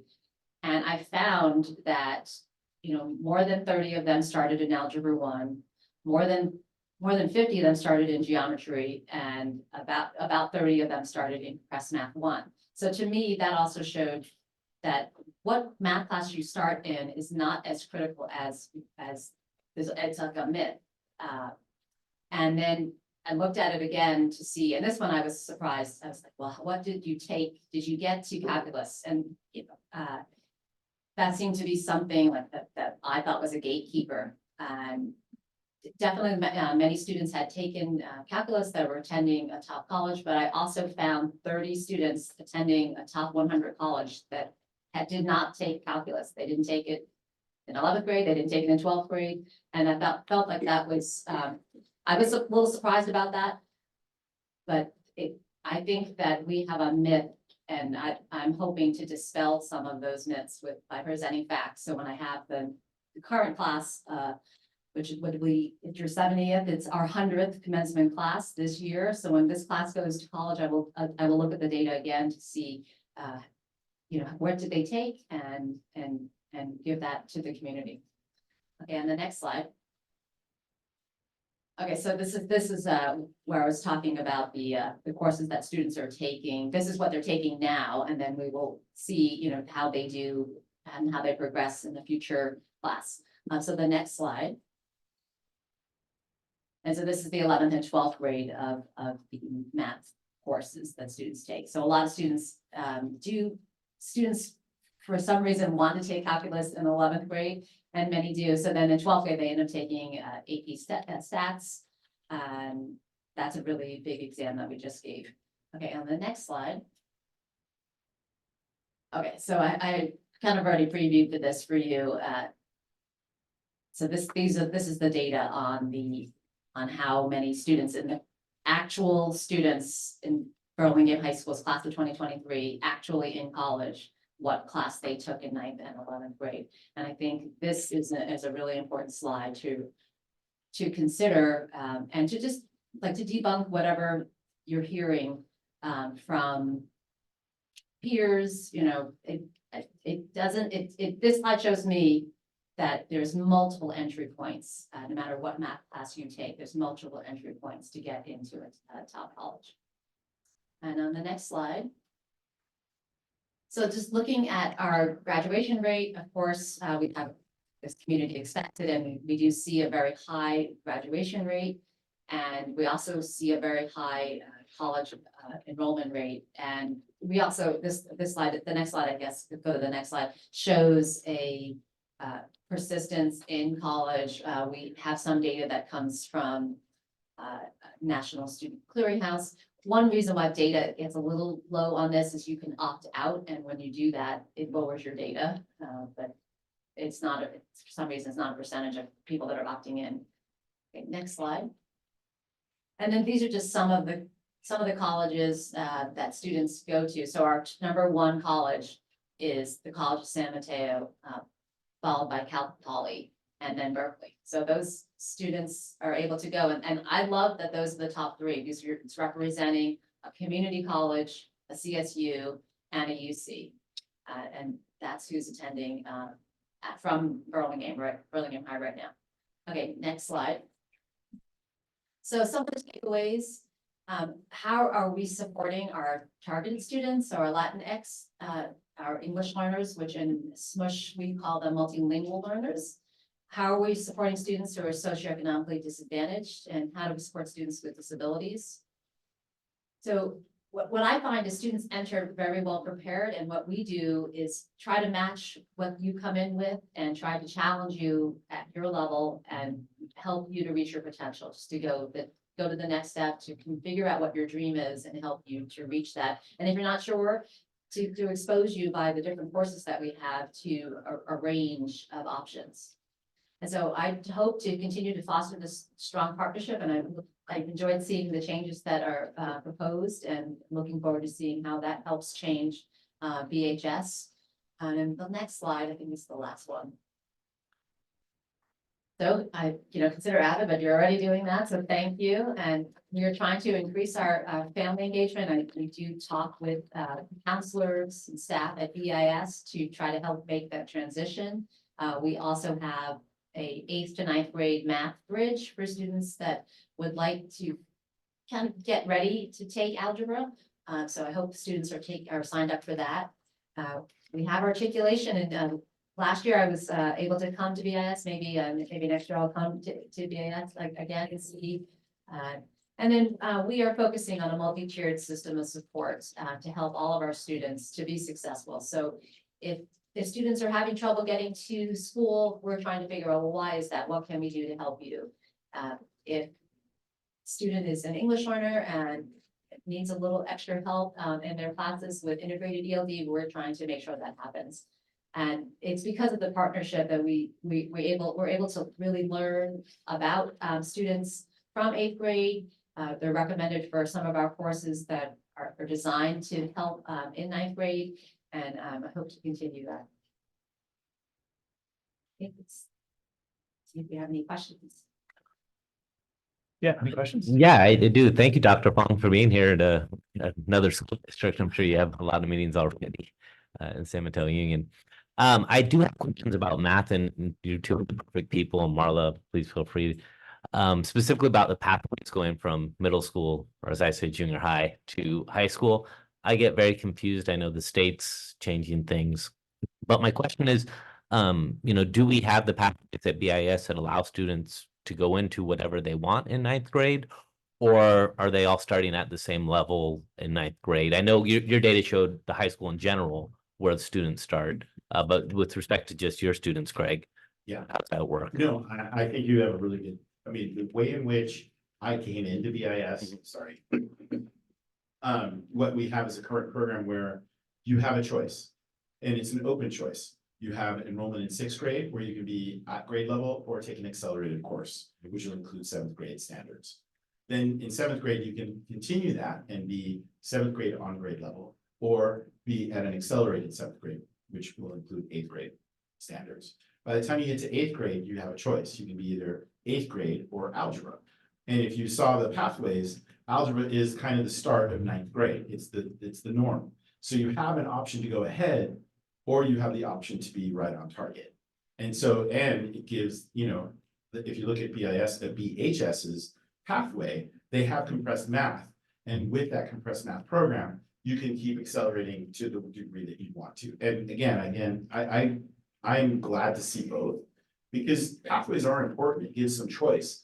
But again, what Dr. Fong was saying, and I really agree with her, is it's not for everybody. To assume that everybody needs to have calculus by senior year or junior year, that's a misnomer that I think people are kind of misrepresenting what needs to happen to go to a top college. And so I really kind of emphasizing what Dr. Fong is saying. I'm not speaking for you, but I just wanted to support what you were saying. And so I'll let her talk about a little bit more about that. Yes, definitely. Students are able to choose, so partially, and even though I said that students did not pass the test for compressed math 1. If we do end up with spaces, it does end up being open. We don't have any spaces right now, so if someone's listening, I don't have a space for you right now. But students are able to take, I'm looking at this year, I have students in 5 different math classes in 9th grade right now. So wherever they leave BIS and come to BHS, we put them in the class that they're ready for. But there isn't, I'm not sure that everyone knows this, but you must take geometry in order to become UC eligible. So if you don't take geometry, if you don't have a transcript that shows that, you are not UC eligible. So you will not get into University of California. Question, sorry. Does compressed math include geometry? Compressed math includes geometry. So are BIS students able to do geometry in the advanced level and then start geometry and skip algebra 1 when they get to high school? Yes, so anyone who's taken algebra in 8th grade, if you look at the pathway, you're skipping 9th grade and going to 10th grade geometry automatically as a freshman. So automatically that puts you on that path. Again, compressed math is the other way to do it. And as she said, there's a placement test for that. You have to do well to be able to do it. So knowledge is important. So knowing your skills in math are critical here. And again, one of the things going back to my presentation, math is something that you need to figure out ways to support. Even if you're in the accelerated class, how do you support that? Because some kids are challenged in the advanced class and aren't doing well. And so once they get to 9th grade and have to do the assessment and don't do very well, how have we served them? So my thinking is you need to have some sort of math lab or MTSS class that would support math. And so that's something I'm trying to propose to do next year. For changes in the math program? So the students in middle school that are taking advanced math in 6th, 7th, and 8th grade, they would go to high school, and do they take a placement test to pass through algebra 1, or is it just based on their transcript, they're going into geometry if they were in advanced? The transcript determines what course you take, but if you want to enter into compressed math 1, then you need to take the placement test to see if you are ready for that. And a number of students do try to accelerate in the summer, and I was a science major at Yale, and my son is an engineering major right now.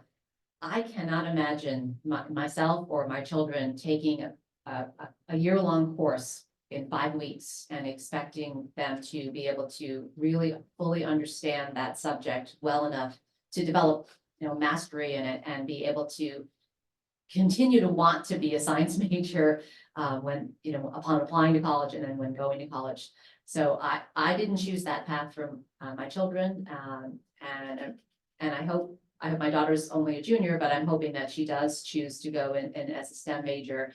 And even my son, he took advanced placement calculus and he passed it. And I was like, okay, you should take the next higher calculus class in college. And he should have actually spoken to his college counselor, because he did. He enrolled in that class, and now they're telling him he has to take the one lower, even though that was actually his highest grade in freshman year of college. So he's like, okay, well, in my senior year, I'm going to kick back and take that first calculus sequence, even though he's going to have taken 7 classes past that because it's a requirement, even though he passed AP.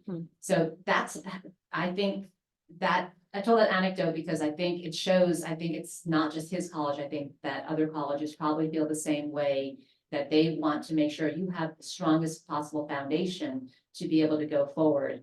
And so that's what I hope for my students when they get to BHS, is that they have this very strong foundation in math, that they really understand it. Not that they have it on their transcript or that they took it online. Granted, during COVID, we didn't have an option, but now we have an option. And I definitely think that taking classes in person with a real teacher helps you to understand subject much better.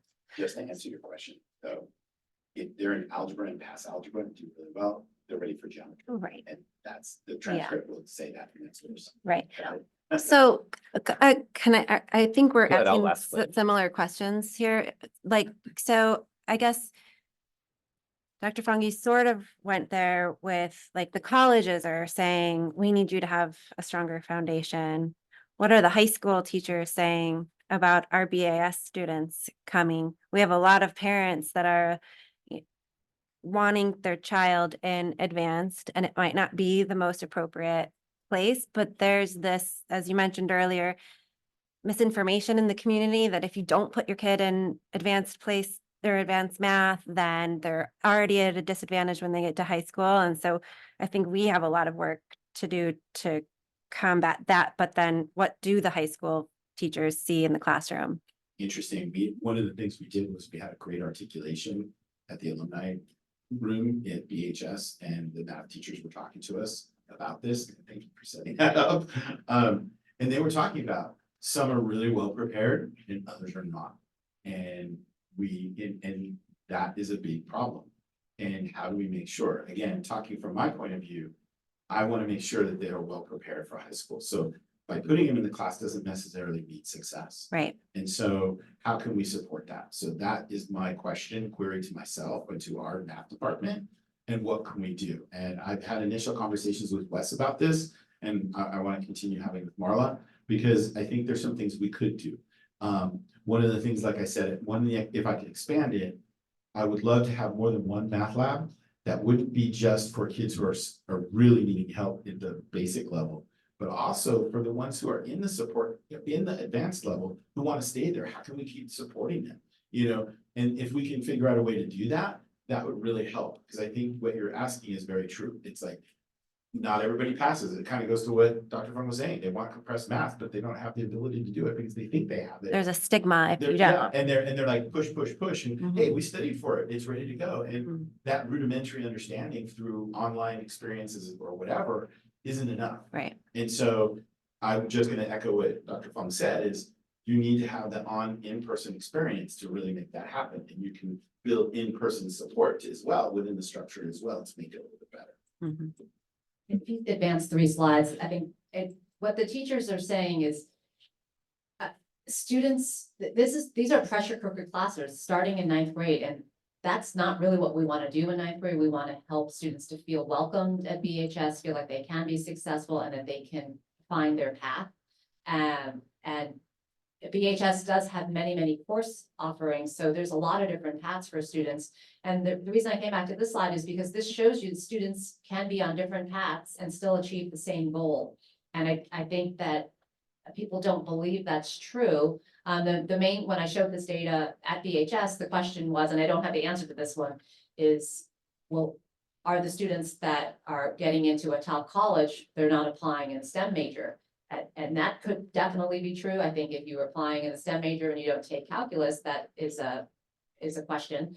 But if your goal is not to be a STEM major, but just to go to a strong college, then taking one of these other classes, this is a fact. Right. These students started in algebra. 36 students started in algebra, and got to the same place that the 30 students that started in compressed math 1 got. And so I think another factor is students at BHS coming from BIS are really concerned about their grades. And I think that due to COVID, we have had some grade inflation and that there's going to be some correction across all systems. I wasn't here. And I think that some students feel devastated being a B. And the likelihood, if you're taking an accelerated class, the likelihood of you earning a B is much higher than if you're taking the class that you took, there's just one class above what you took in May, rather than the class that's 2 classes above because you smush something into your summer in order to get it on your transcript. So then we would give you the harder class. The students are finding that class to be too hard for them, but then they can't repeat because now they have it on the transcript. Right. And that's a challenge for them. So I think there's this balance of finding out we have a handful. We had a student that won a national math contest. that student, yes, should accelerate. I don't understand when I talk to the student, I have no idea what level of math they're talking about. But that's like the very precocious Right. individual. And I don't, we have a lot of great math students. You know, I have hundreds of great math students, but I only have a small handful of, you know, going to be like an NSA code breaker level of math. And, you know, that student should accelerate, but the student that's smart, that isn't like, math isn't their thing. Like, I mean, you have to love math. I mean, I used to, when I was a child, I would go, you know, we didn't have cell phones and all that, but I would when we went to the store, I would add up everything that we bought. And when we got to the register, I would check to see if I was like, you know, was I within 10 cents, 7 cents a day? Can I get it 3 cents? And I loved math when I was, you know, a little kid. And, you know, I became more well-rounded as time grew on. But I mean, if your child isn't saying a story like that, then that, you know, that kid is great at math, but is not that NSA code breaker, should not be taking AP calculus in 10th grade. Like, that's not the right place. And just go and take the regular courses and do something else that you love. And that is the thing that I believe is going to get you into college. And so with respect to the last question, I promise, then I'll stop. I agree with a lot of what you were saying with respect to options, either way. And so with respect to that, we do have the options then in 6th, 7th, and 8th grade, algebra, geometry. Are those eligible in 7th? There's no geometry. That's not. We had a series of emails today Series of what? asking for geometry. Is that what you're referring to? It's not, I'm gonna go back, I'm gonna say something that's very important that Dr. Fong said. You know, when you look at the strength of math and what people do that. Would you mind using the mic? Sorry. I know, I do that all the time as president. Anyway, but talking about what Dr. Fong talked about, there are kids who are exceptional in math, and we should try to figure out how to provide resources for them. But if you look at pathways, it goes to what Lisa's talking about. It's like, if there's not a structure for, if it's open, we have to figure out a way to support them. But if it's open and anybody can be somebody could ask for algebra in 7th grade and not be qualified and just do a horrible job. And we're doing a total disservice for them to be in that class as an option. But if we had true pathways, and again, going back to those pathways where they're eligible, they know how to do it, they're going to be successful, we can build success in it. And even when they're struggling, have support for those classes, then they can truly succeed and go on to the next level as they go and be prepared.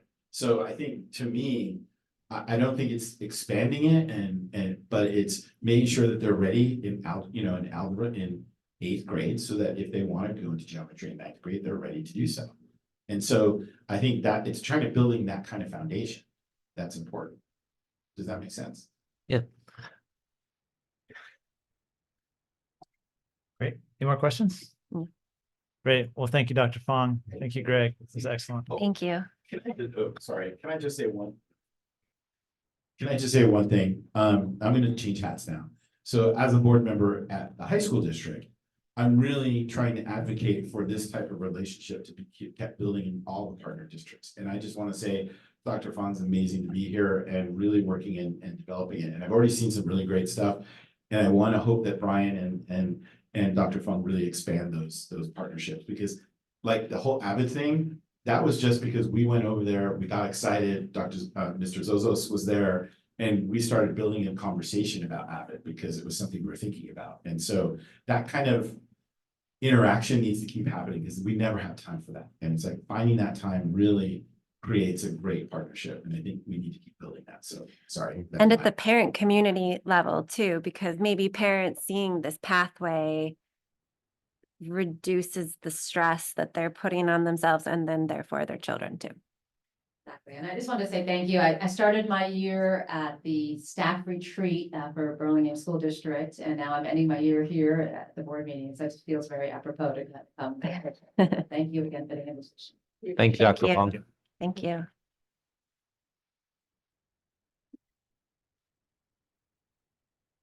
All right, we'll move on to 18E, which is a first read of our board policy on student wellness.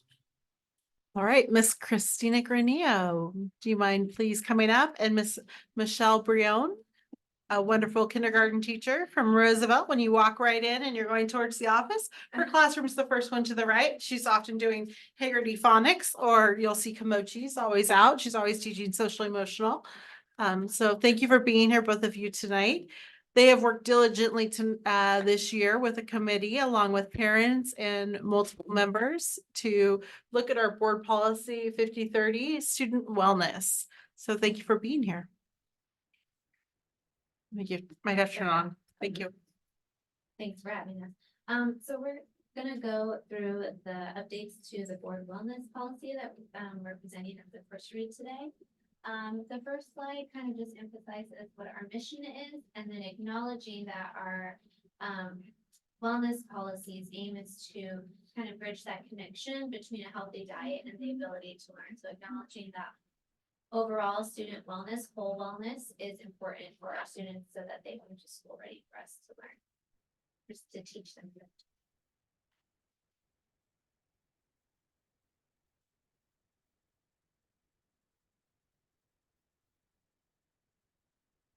So our board.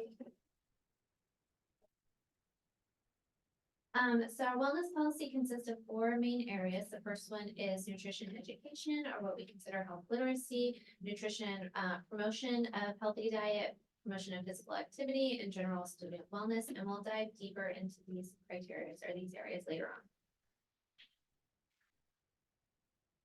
So our student wellness committee was comprised of members of the district office, teachers, principals, parents, and students.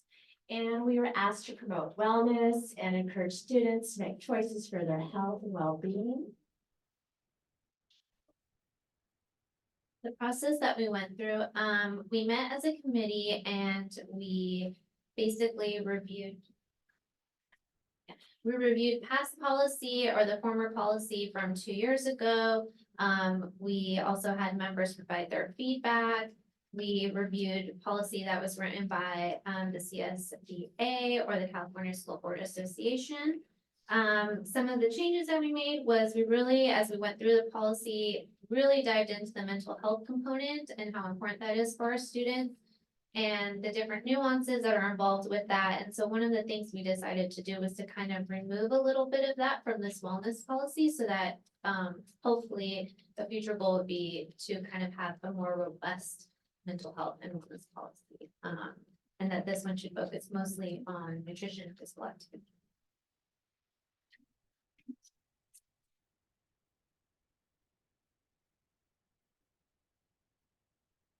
So the components of our student wellness policy, nutrition. So our policy, we've got our policy that we want to meet all guidelines for the breakfast and lunch program for the national school guidelines. And the meal meet or exceed recommendations of the U.S. dietary guidelines.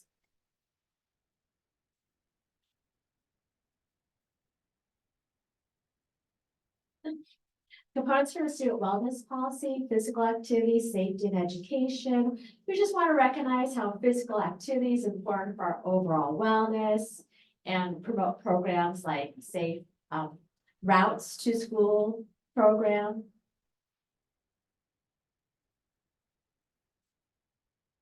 And then this is just a snippet of our student wellness, our bright spots for VSD students. We have a bike rodeo, screen-free week, waste management education, Special Olympics, Healthy Kids Week, Green Teams, restorative recess, garden cleanup, playworks, classes and sports equipment giveaway, and puberty and health education. This is my colleague, Mr. Weaver. He teaches 5th grade. He's getting dirty in our garden, and they're planting and they're composting. In kindergarten, we just planted some radish seeds, and we'll probably transfer them to the garden beds, and the kids want to make a salad. So it's getting kids excited about nutrition. Oh, and I forgot, our district, we have a wonderful SEL program on there, but we do Komochi's and Second Step, and really social emotional learning is really key to solving our conflicts. And I mean, my class, we do a conflict resolution circle, and I know a lot of schools do that too. Yeah, and just kind of expanding a little bit on those bright spots, I think one of the things we really discovered when we kind of met as a full committee and just started brainstorming what we wanted to bring to the policy was just a lot of the great work that's already going on site levels. That have been implemented on sites for year after year and have become site traditions, and seeing how we can take those programs and expand them to then become district-wide programs that are being used at all sites year after year. So moving forward, that's definitely something we want to continue as a committee. The next slide. So in addition to some of the activities that we have at our school sites, some of the things that you guys may not think about when we're thinking of wellness and how our schools support wellness is some of the work that our teams do. So one of them being school nurses. So I know earlier Marla shared about how our RN staff, our nursing staff is promoting disease prevention and teaching students about germs and washing hands. Those are all very important in making sure our schools run safely. So that's one of the things that they provide support with. They also provide EpiPen training, defibrillation training for our sites every year. They also do our immunization checks. They do our vision and hearing screening. So those are all huge components of the supports and that we have for our students at our site level. So that's something we also don't think about when we think of wellness, that the work that they're doing as well. Our PE teachers do a great job of teaching PE. In addition to that, also promoting school-wide activities that they do to encourage fitness. One of the things that they also do is encouraging more group play during lunchtime or more what we consider like unstructured times of the day, making those more organized and getting kids excited about sports, about group activities, and just about overall general physical education. Other component, I know last month you guys heard from our mental health team and all the great work that they do. Michelle shared about Kimochis. That's a huge important as well as student wellness, the mental wellness, understanding our bodies, understanding how our bodies feel throughout the day, how our bodies' feelings can change throughout the day, and making sure we're checking in with ourselves. That's hugely important for students, even at the very young age, just making themselves aware where their body's at and if they're ready to learn. The next steps we would like to take. So those are bright spots. Those are things that we acknowledge we are doing very well within our district. Some of the things we would like to work on moving forward. One of the topics that came up in our discussion was mitigation of waste and making sure that we are being mindful in our lunch programming, that we are providing food, but also that we're being conscientious of the waste that creates, the waste we create when we are eating, helping with that. We also want to kind of come up with curated lessons that promote healthy choices. And again, kind of building in that health literacy for students at really young ages. We do have some lessons, but we also talked about expanding those. I know kindergarten works really closely on that, but even expanding that into the older ages as well. That was something we wanted to consider moving forward. We just had our kids complete and staff complete the Healthy Kids Survey. So next year we would like to really dive into the results from that and see the student feedback as well as parent and staff feedback. See how we can implement some of those concerns into what we're doing at the site level and the district level as well. And then also just be more mindful of how we're implementing the wellness policy within the next 2 years, making sure we are collecting some type of data so we can see how effective it is and so we can really see the positive changes that we're making through this policy. Do you guys have any questions for us? Any questions? I don't. Okay, great. Well, thank you very much. Thank you. Thank you. Thanks for that introduction, Marla. That was really nice. Thanks for the ice cream today too. All right. That's an information item. Moving on to 18, because that was the first read of the policy as well. 18F, Prop 28, Arts and Music Schools Funding Presentation. Great. Thank you. Good evening. We are bringing forward our Prop 28 VAPA presentation. This has been worked on by a community. It's been a long day. committee, and we have Renee Canto Adams here, who I heard might want to come up and say a few words because he has been diligently working on this committee this year. I plan to just listen, but I heard that you were going to actually help too, if I. news to me. Oh, well, okay, I'm happy to No. talk too. No, Um, I'm glad. this is a site-based plan, so I'll do a little bit, but please feel free to chime in too. This is money allocated by site. So what you will see are 7 different plans coming forward tonight. And there's a presentation that's in here, connected. So it's called the AMS funding. It was passed by voters in November of 22. There are some stipulations within this component. 80% of it has to go to staffing. So for each site based of the plan, 80% of it has to go to a staff. So what that did is no school has enough money for per se one full certificated staff. So there is going to be some leveraged money. BIS has just under enough for one full if they were to hire a certificated staff. We budget about $130,000 for staff for salary plus benefits, 135. Maureen's gonna kick me under the table. And so BIS would like to bring on one new VAPA instructor. So they will bring new course descriptions for those classes. And then our 6 elementary schools. Renee, do you want to talk a little bit about what the committee talked about with that? Absolutely. So our VAPA committee met 5 times over the course of the year, starting from the standpoint of analyzing where we're at in terms of the visual performing arts, the 5 content areas: music, dance, theater or drama, visual art, and media art. And saying, okay, where are our strengths? Where are our weaknesses? And what steps do we want to take to address them? So we started there and then focused the conversation towards areas where we wanted to build growth, because this is an opportunity for unprecedented arts education expansion. Some of you might remember about 1.5 years ago when some of our arts teachers here were speaking about this when it was Proposition 28 on the ballot back in October of 2022. And here we are, it's passed, and we're talking about how we can implement it, which is amazing, but then comes with the logistical challenges and opportunities for how we can make it work. So like Superintendent Silversmith was saying, there at the elementary levels is not enough funding for each individual site to cover an entire FTE. So what makes the most logistical sense is to combine that funding to create a position that is full-time. The elementary sites are getting about 280, a little under 200, just under $280,000.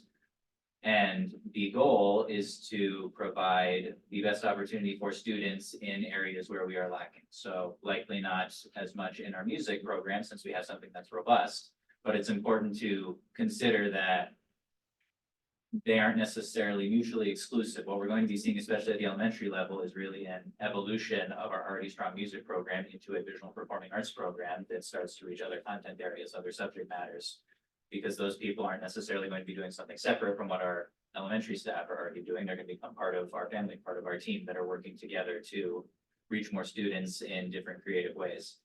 So what that looks like in practice is creating at least one certificated position, depending on how it's implemented. There might be the possibility to explore additional partial FTE, which makes it easier or more possible to implement more consistent direct instruction at the schools. If we're talking only a single individual, one of the things that we're going to be discussing is what that position and program would look like.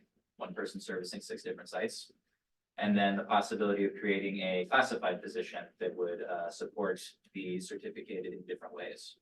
So that's what we're looking at in terms of taking the next step towards getting something approved and created and posted, because one of the biggest hurdles is finding people.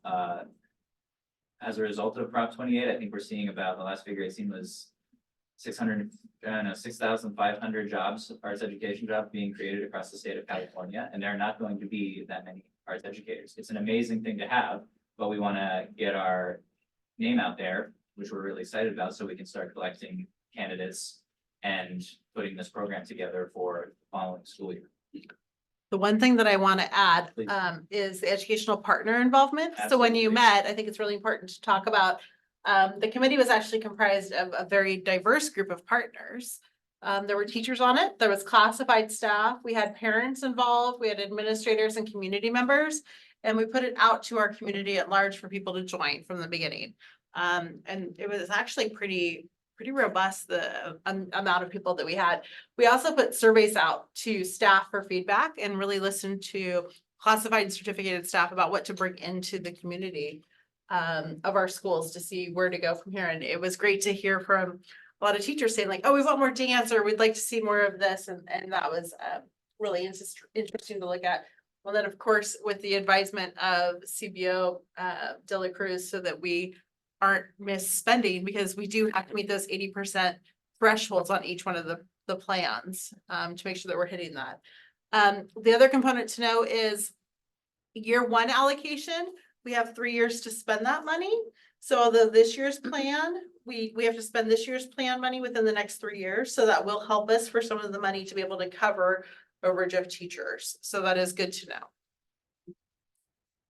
know. Questions? I just want to say that was an incredible impromptu presentation. I don't believe you did that there. The time to look at it before. Okay. Very good. Been working on it all year.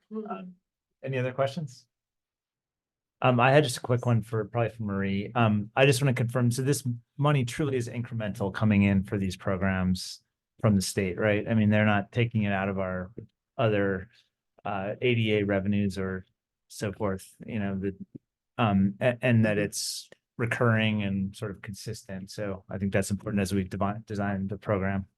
Yes, that's correct. It's a separate allocation that we will be receiving every year. It's ongoing, but it is based on the SCD, the socioeconomic disadvantaged students for each school.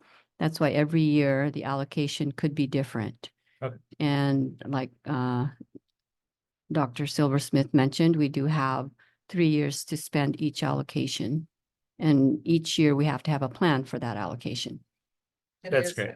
That's great. Thank you. Mhm.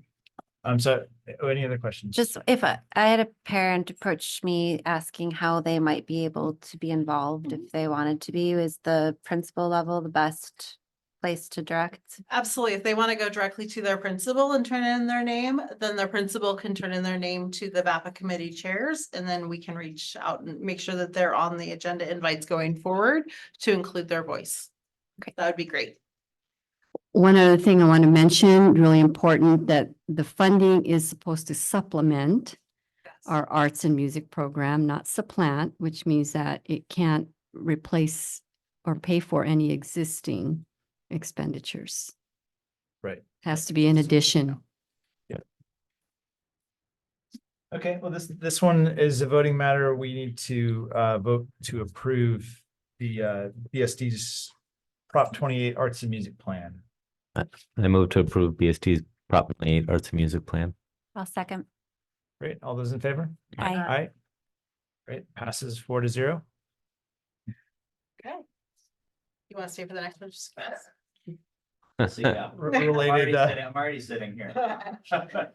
Great. All right. Great. Thank you.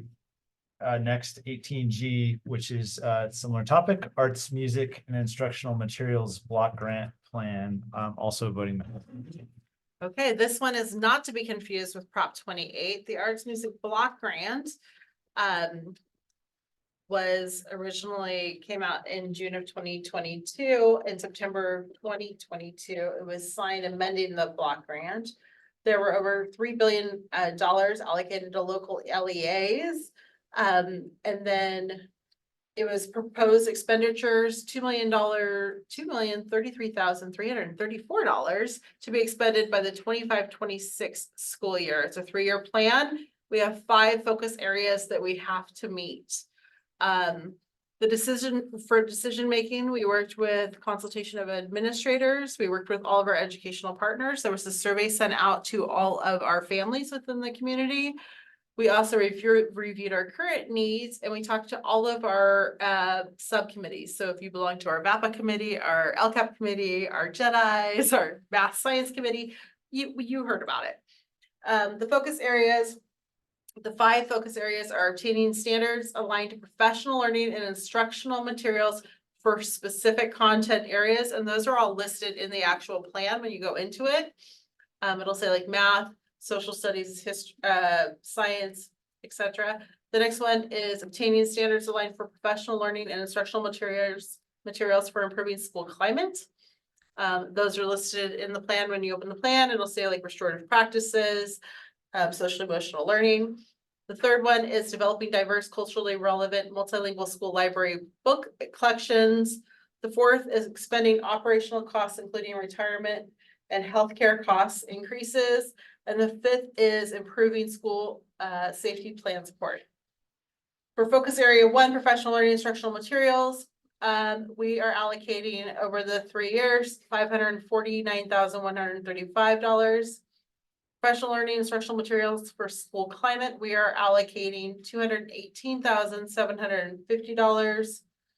For development of culturally relevant school libraries, we are allocating $110,000.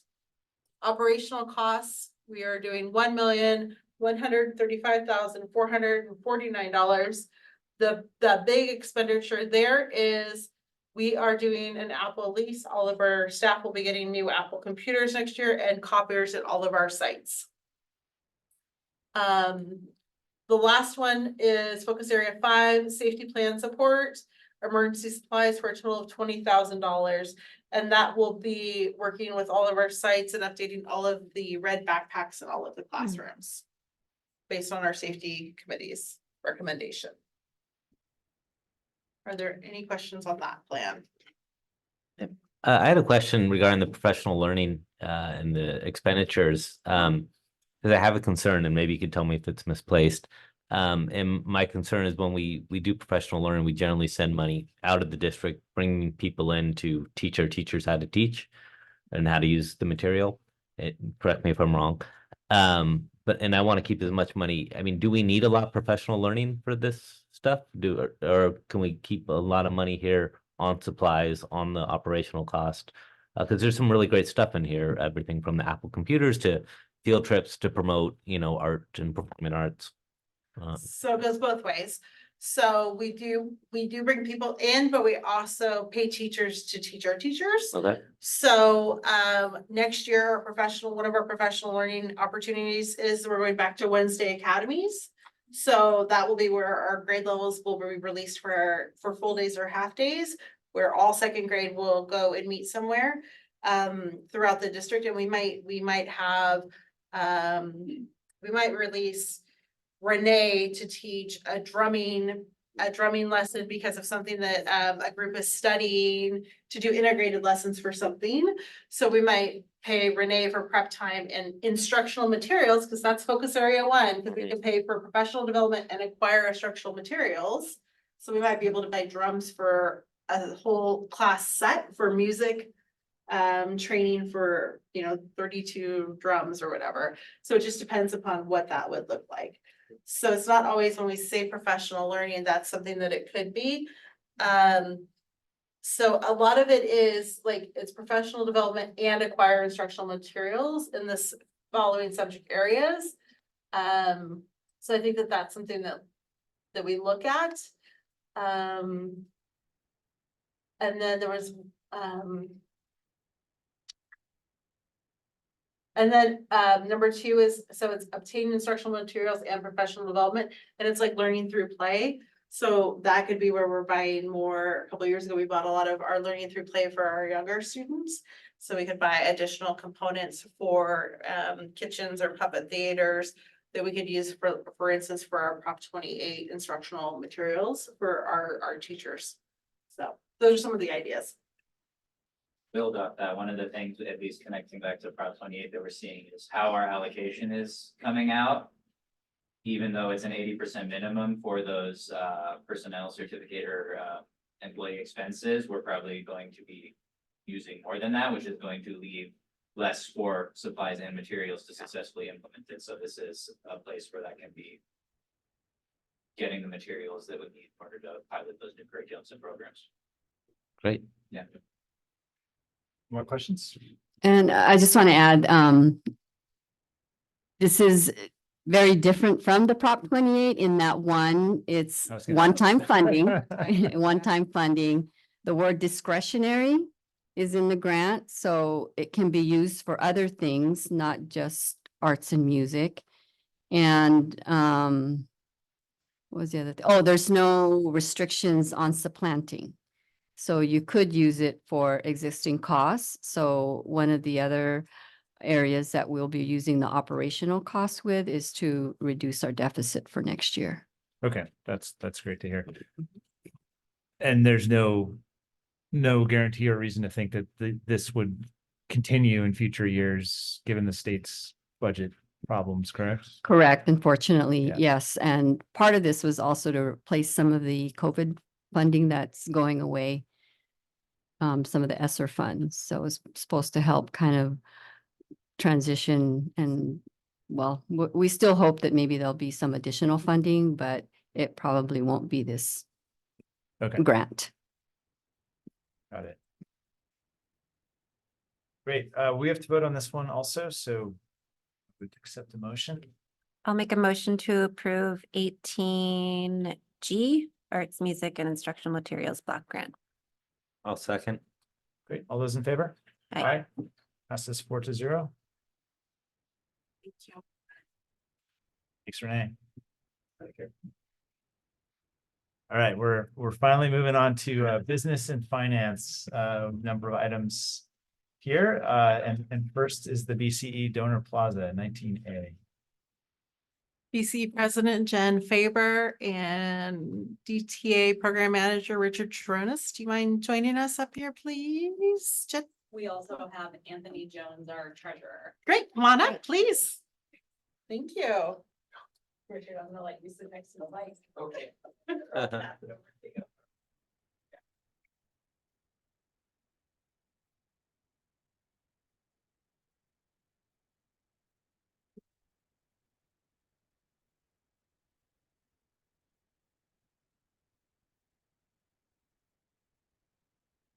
Good evening. Thank you for being here tonight. Sure.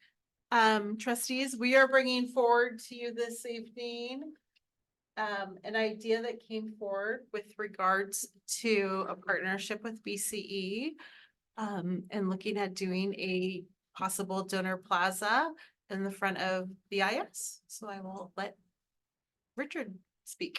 Sure. Thank you. Good evening, trustees. I thought, I'm distracted because Greg Lamb mentioned pizza. I thought I would go through quickly first the what, and then I would kind of toss it to Jen, and then she can kind of go into the why and basically why BCE is here before you see. So in short, and again, Jen can go into more detail, but in short, BCE wants to do a donor plaza. So we met with Dr. Silversmith, with CBO Dela Cruz, and we talked about different possibilities of what could be done and where. We brainstormed, different ideas. We then landed on the possibility of a plaza somewhere at BIS. We looked at areas, and I kind of zeroed in on areas where we're going to be doing future landscaping and irrigation anyway, as part of the program, as part of a future Tranche 3 project, and thought about what the possibilities could be there. We met with Principal Land, sort of gave him a rough, high in the sky thoughts on what could be, and identified an area, and then met with the landscape architect, Calendar Associates, who's a partner to the district, has done the landscaping master plan, if you recall. They agreed to meet with us to sort of brainstorm. So real quick, in short, this is what is being proposed. So if we go to the next slide. So this is the area, this is the frontage of BIS, and what this is showing is the blue swath we overlaid there so that for reference, we could all be aware of the possibility of a future frontage or an extended frontage along BIS so that the exit from the parking area could align with Clarice. Recall that that is not a current project in the program, but it is something that has been talked about over the last several years as a possibility. So we just wanted to know whether or not we were impacting that possibility. So we see that intersection there. We also see in the lower left-hand corner a forthcoming bike enclosure project that HAA is working on as part of the Building 1 project. And so we zeroed in on that little square that's off to the left of the main entry stairs that go to the courtyard that's outside the auditorium, admin, and the new SRC. So next slide. So that's the area there. That's the existing conditions. You can see to the left of those steps, the sort of tired old landscaping that's really just dirt. You know, and it's been like that for years. And that's why it's like I say, a tranche 3 project to do something in that area. Next slide. So we don't have plans, we don't have a sketch of what it would be, but it would be something in that area. It amounts to about a 400 square foot, 20 foot by 20 foot plaza, pavers, some seat walls, some landscaping around it, et cetera. We also wanted to show, you know, roughly where the new scrolling marquee sign is going to go. That sign that you see in the background, the one of the remaining what we call tombstones signs for BIS. BIS at one point, I believe, was a signage magnet. Yeah. And the tombstone there, the tombstone that's out front. He used to say BIS up on the side of the auditorium. There's the other marquees, the static marquee sign that's at the entry. So anyway, an abundance of signs. We're going to relocate. We talked to Greg Land. We're going to relocate that sign that you see there down low and put that over where the existing static marquee sign is at the entry to the BIS driveway. So that wouldn't be a factor in this design. So it will be something in that corner. Next slide. So Landscape Architects Calendar Associates helped us with some budgeting. They looked at the totality of that area that is the frontage in front of the auditorium. So they looked at, you know, what you see there, the construction costs, the design contingency, construction contingency, the design fees, et cetera, came up with a total project cost of about $165,000. They also looked at expanding to include the rest of that area in front of the auditorium, which would add an additional, by their estimate, an additional $90,000. And that's, like I say, that's landscaping and irrigation and possible grading in order to clean that area up, clearing and grubbing, et cetera. So the potential total cost for this area would be the 165 for the plaza plus the 90,000 in the other area. Plus a 15K in the design fees that they estimated for a total of 270,000. So you might ask, okay, what were we anticipating for that area? And what we had budgeted for the landscaping and irrigation improvement project that would be part of tranche 3 was approximately $200,000. So give us the next slide that I'll show you how that breaks down. The landscaping and irrigation project that we have budgeted is the sort of light green areas that you see there. It's this frontage area in front of the auditorium, again, that we're estimating at approximately 200,000. The frontage along Casada, that's in front of the main drop-off area and extends over to Building 1. And then the hillside area that's above the hard courts behind the Building 10 classroom building. So those areas total up the approximate $700,000 budget that is that tranche 3 project. So that's where we're coming up with a number of 200,000 for this area. And we're just talking about this area, moving forward with that as a possibility. That is essentially the request before the board. So it would be an increase to that $200,000 budget to approximately 270,000 to include the plaza. And then also a request to bring that forward as a current project out of tranche 3. We do have the budget to do that, but I'm not advocating, I'm not recommending at this point. All I would recommend is that if we do move forward with it, we should include that entire area because we get the economy of scale for the landscaping improvements in that space, and we get a slightly larger project that's more attractive to landscape contractors, et cetera, et cetera. So that's the sort of nuts and bolts of it, the details, and then Jen.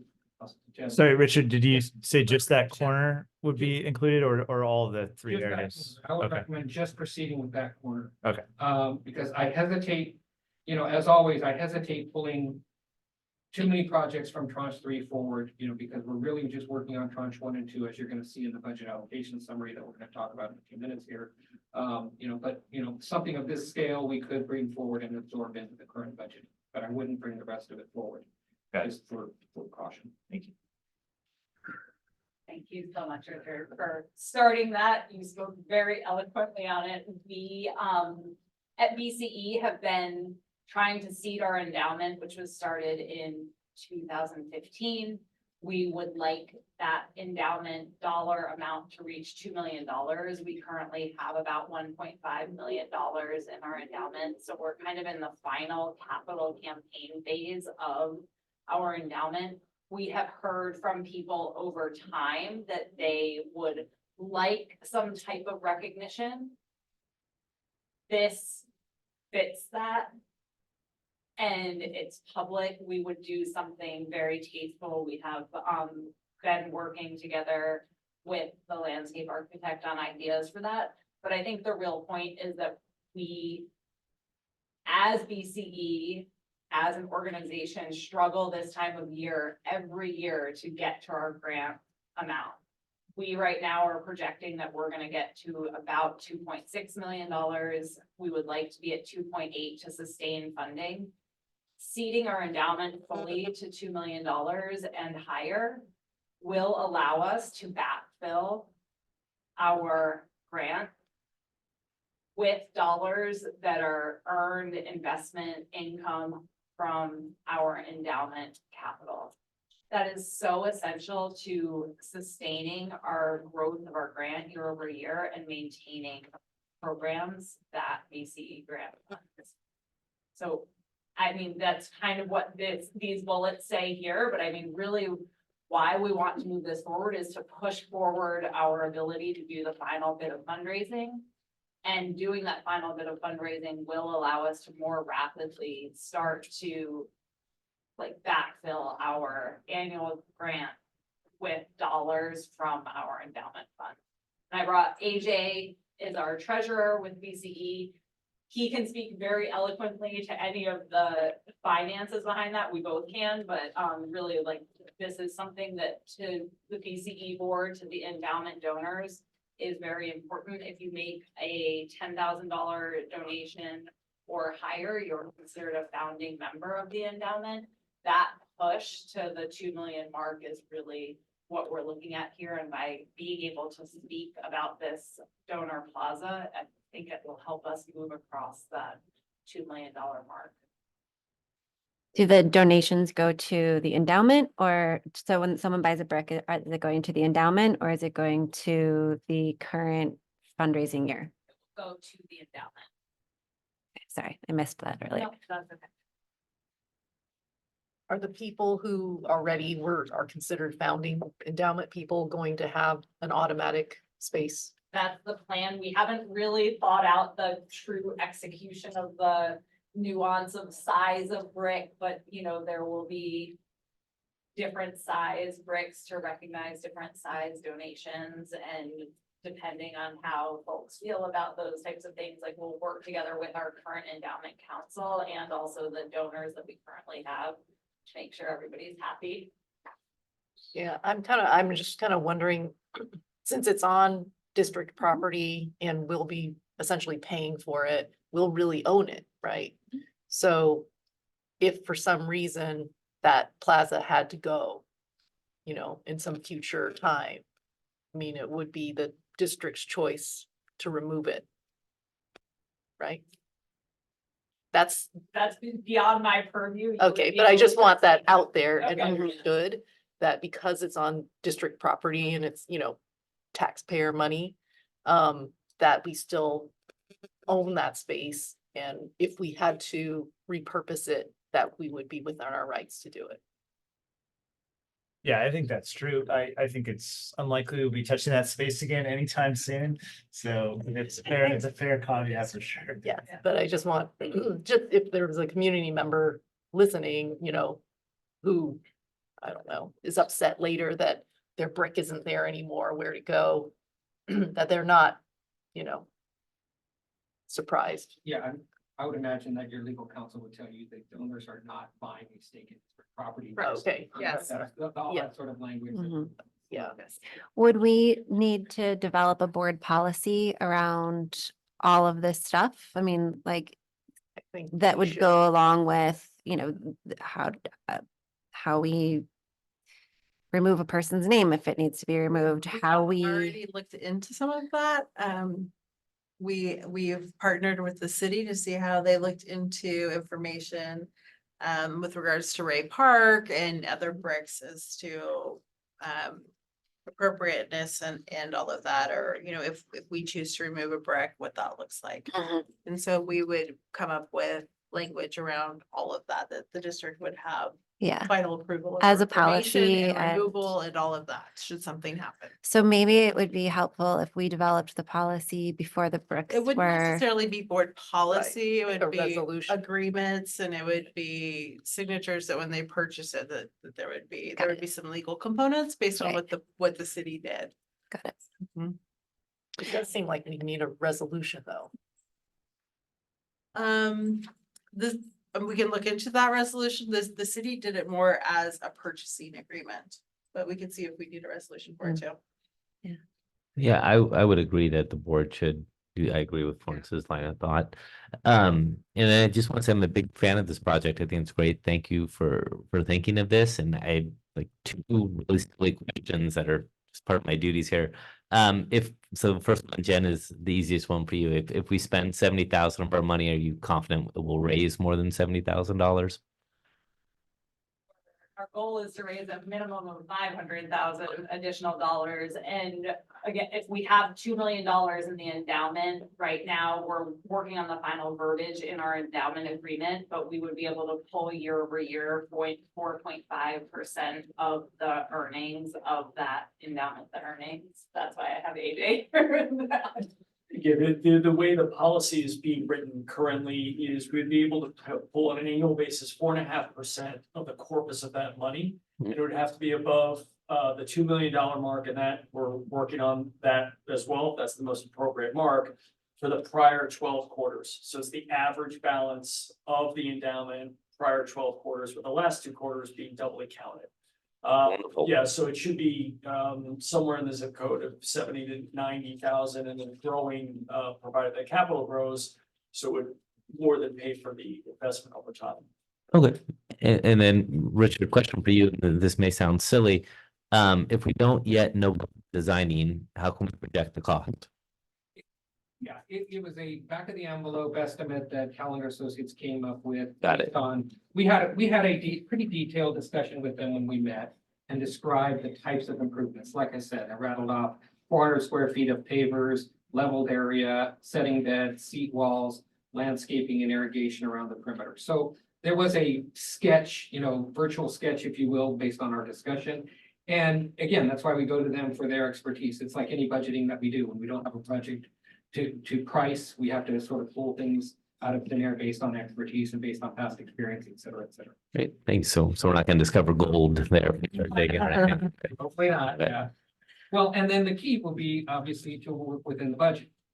Once we establish that budget, then, Calendar Associates, their task would be to work within that and get that funding. Last bit of information, if I could, we move to the next slide. We did it just a quick, if the district were to decide to move forward, then, I just laid out a quick preliminary schedule.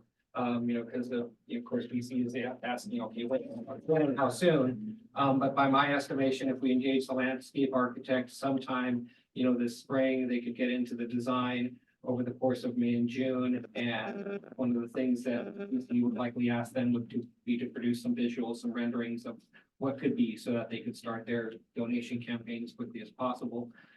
District review and approvals later this summer, construction documents over the course of the summer, bidding in the fall, and then construction possibly happening in the late fall or winter, again, obviously weather permitting. And of course, we have to then work with the board schedule for bringing things to you for approval and review, et cetera, and going through the owners committee. I didn't work that detailed in, but that's just a rough schedule of how soon this could possibly happen.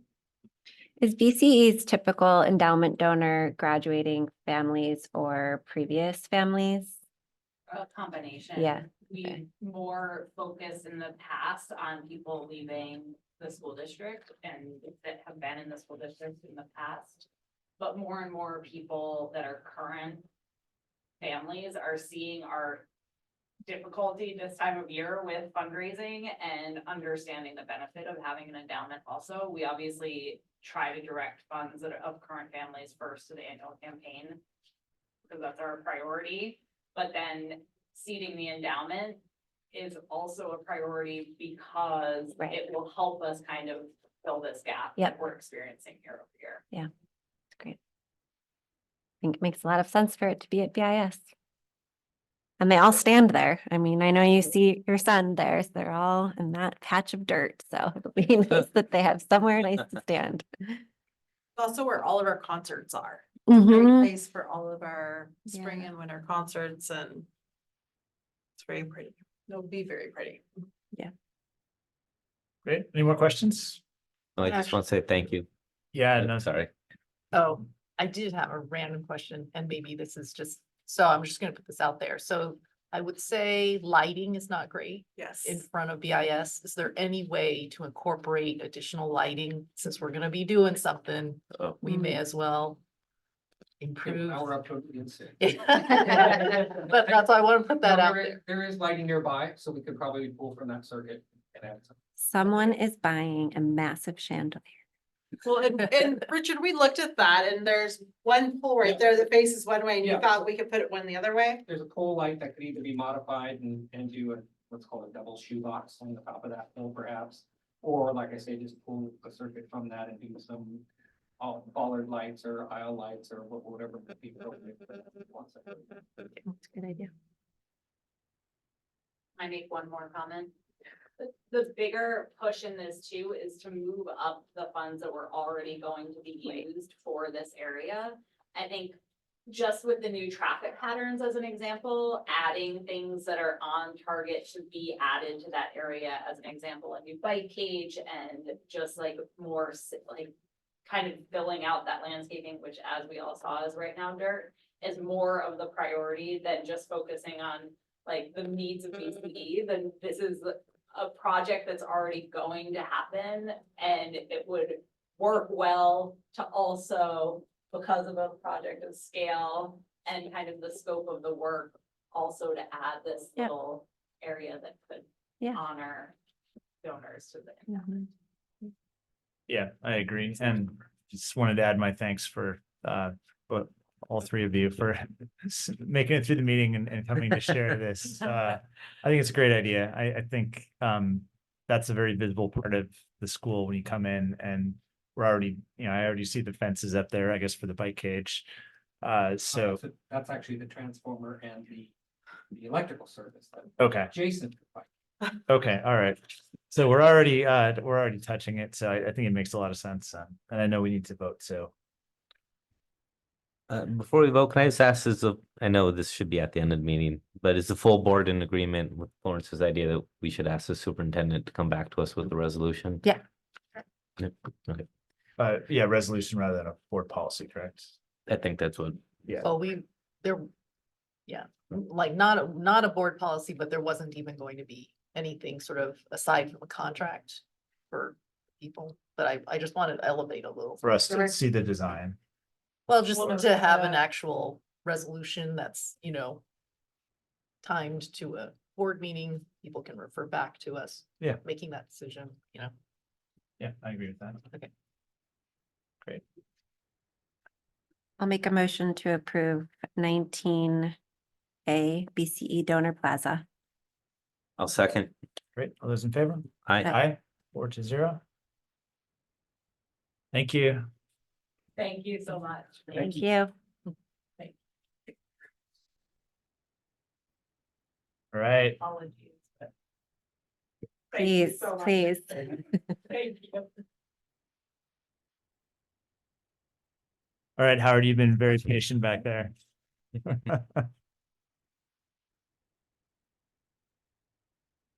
We're on 19B, Citizens Bond Oversight Committee Annual Report, 22-23. Good evening, everybody. Michael. Sounds on. Okay. Good evening, everybody. I'm the chairman of the Citizens Bond Oversight Committee for measures M and O. Although I think now we're just O. Right. This is our annual report on the findings over the course of the year. This lags, so this is about 2022, 2023. I always wonder to the extent anyone might be listening or doesn't know a lot about the committee real quickly. The purpose of the committee is by act of the state to review bond expenditures by the district and ensure that the expenditures are for capital expenses and not ongoing operating expenses. The committee has been around. I've been on it 12 years now. I think it's around. So Yeah, several bond measures. yeah. And just, I think it's two things are useful in terms of the background. One is it is by charter, as a business owner, someone from a taxpayer organization, senior citizen, parents, and community at large. We've been fortunate after the reporting year to have our former mayor, Kathy Bainlock, join this year as a business owner. And as a personal note, I will be reclassifying next year because next year will be the first year I am on parents as my youngest is graduating in weeks.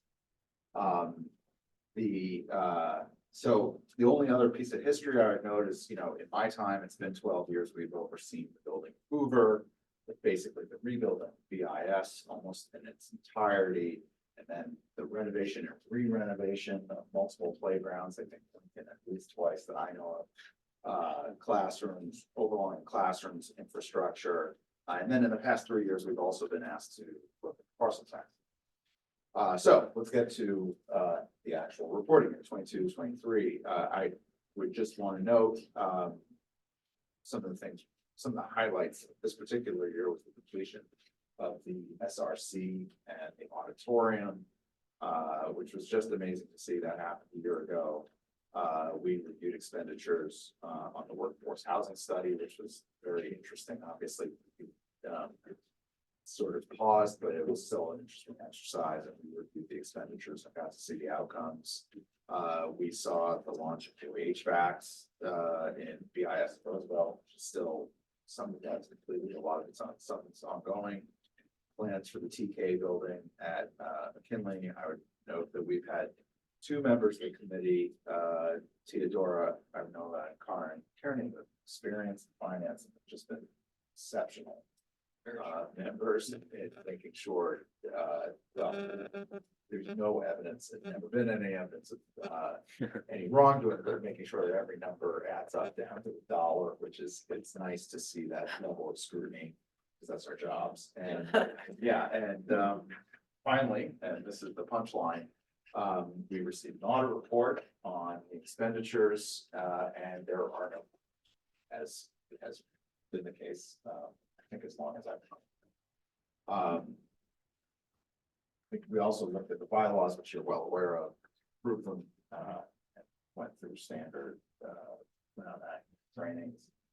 And I think with that, I think that probably summed it up pretty well. Obviously, you have the report, you can see our minutes, and see some of the other projects we reviewed, as well as some pictures. So I think that concludes the report. I don't know if anyone has any questions. Howard, how many years have you been on this committee? A surprisingly long number of years. I started, I think, when my oldest daughter, was from kindergarten, 20. And she's graduating high school this year. So, and that's why that whole time I've been a parent. Now I'm just 13 years. I just keep not saying that. Yeah. So, thank you. Nice to see you.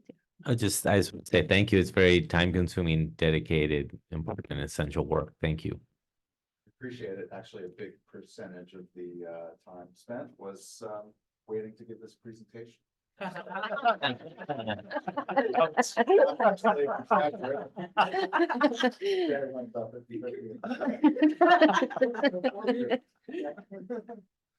But I appreciate it.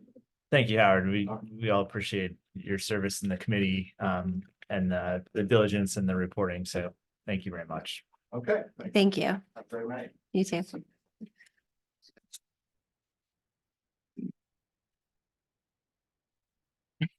All right, so that was information. 19C, which is our energy modernization. Amber's really up. Another patient speaker. I'm just gonna note also, we have a number of items to go, and we do have a board policy of wrapping by 10 without an extension, so. Yeah, we'll be quick. I'm not only speaking to you, but for all of us, just so we can get through the agenda, so. Yes. Thank you. Board President Brown, members of the board, Superintendent Silversmith, you have to do it formally, members of staff, Burlingame community that is still here. Thank you so much for having us back tonight. I'm here to share with you just a construction update. It's moving faster than I expected, and I think Richard and the rest of the team expected, which is great. And also to provide you some information on the district office solar project that is also being up for your consideration tonight. So if you want to go on to, there you go. Program objectives: improve the safety and comfort of the learning environment, and just improve staff efficiency and overall efficiency of all the buildings and facilities for the school. Process to date.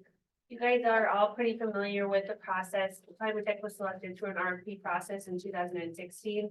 And we are working on our second phase of work. We're in the middle of construction right now, and about half of the solar sites are constructed, and we're going to be doing all the HVAC modernizations this summer.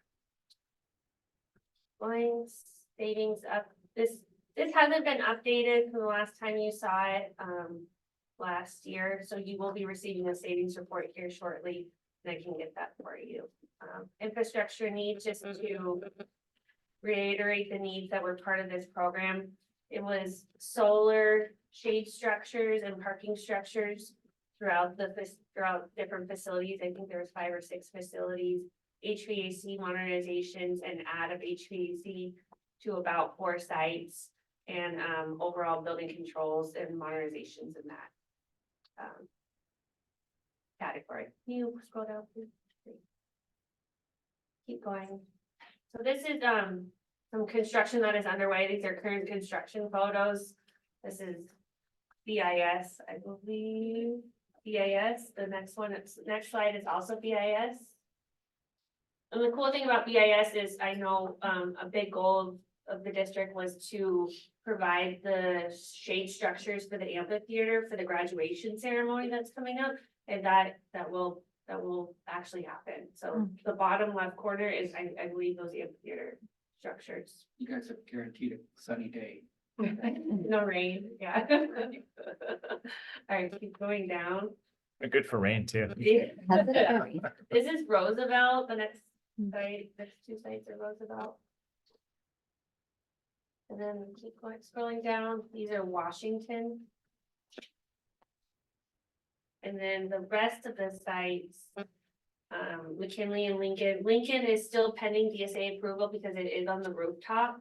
But we foresee that coming out of DSA sometime this month. And then McKinley, the steel is fabricated and ready for install. And it's going to happen, I think they're gonna drill around in July, mid-July. So this is the proposed district office solar. The best place for it was the rooftop. You don't have to go through DSA for this project, just because it is a district office. We don't have any students here, but we will have to go to the city for permits. Recall that we can install in the parking lot because of the Hetchy corridor. You want to scroll down? The funding plan is relatively the same. The cost to do the additional solar for the district office is $177,000. And it increases the life cycle savings just incrementally. And these items haven't changed. The community engagement, just engaging the community once all these solar panels are online, doing assemblies. We've already produced a press release that went out in the CSBA newsletter online and in a written form. And just getting all the community engaged. I believe we provided some solar kits to the middle school for their STEM learning programs. And then student engagement, as I mentioned, just continuing to provide that for the district. So in summary, we are receiving bids for the district office renovation project tomorrow.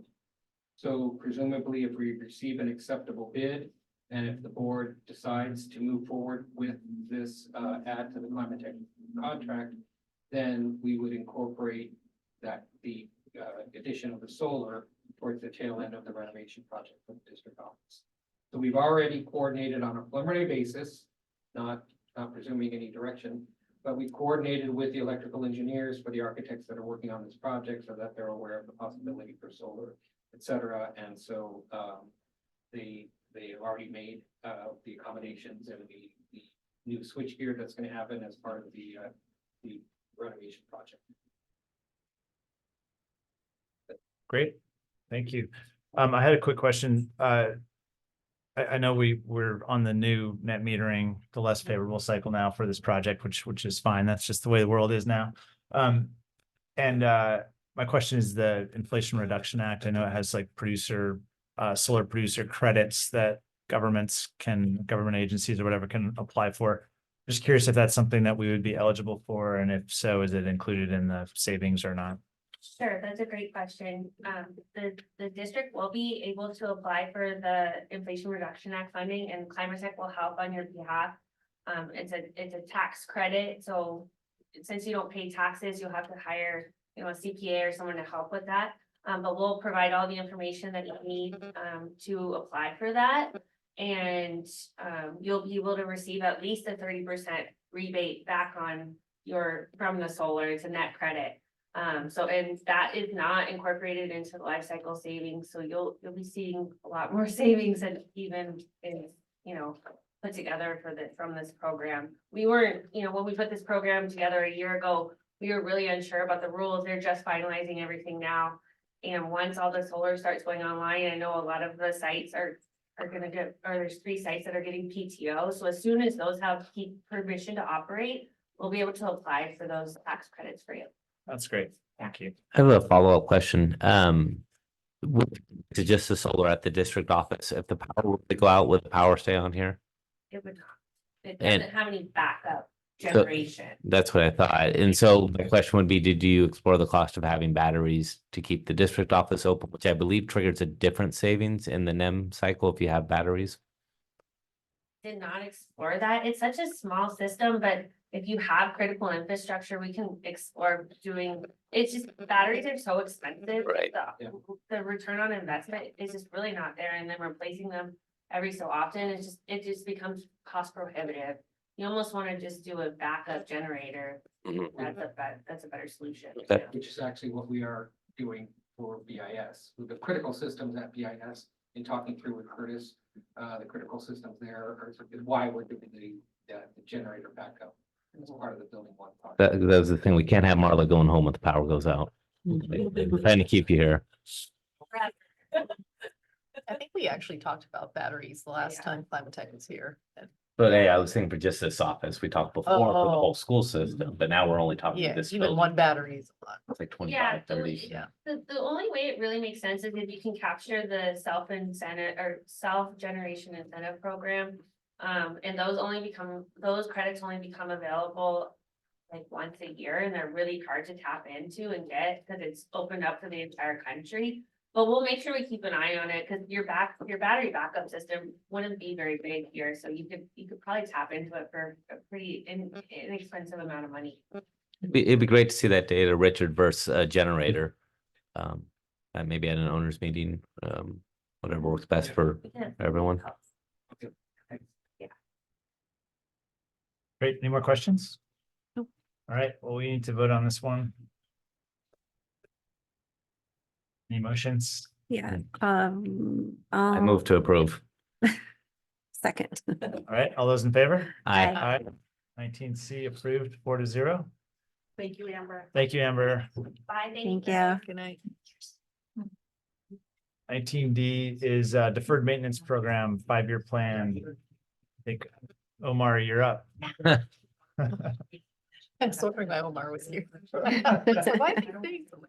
Okay. She did give you stuff.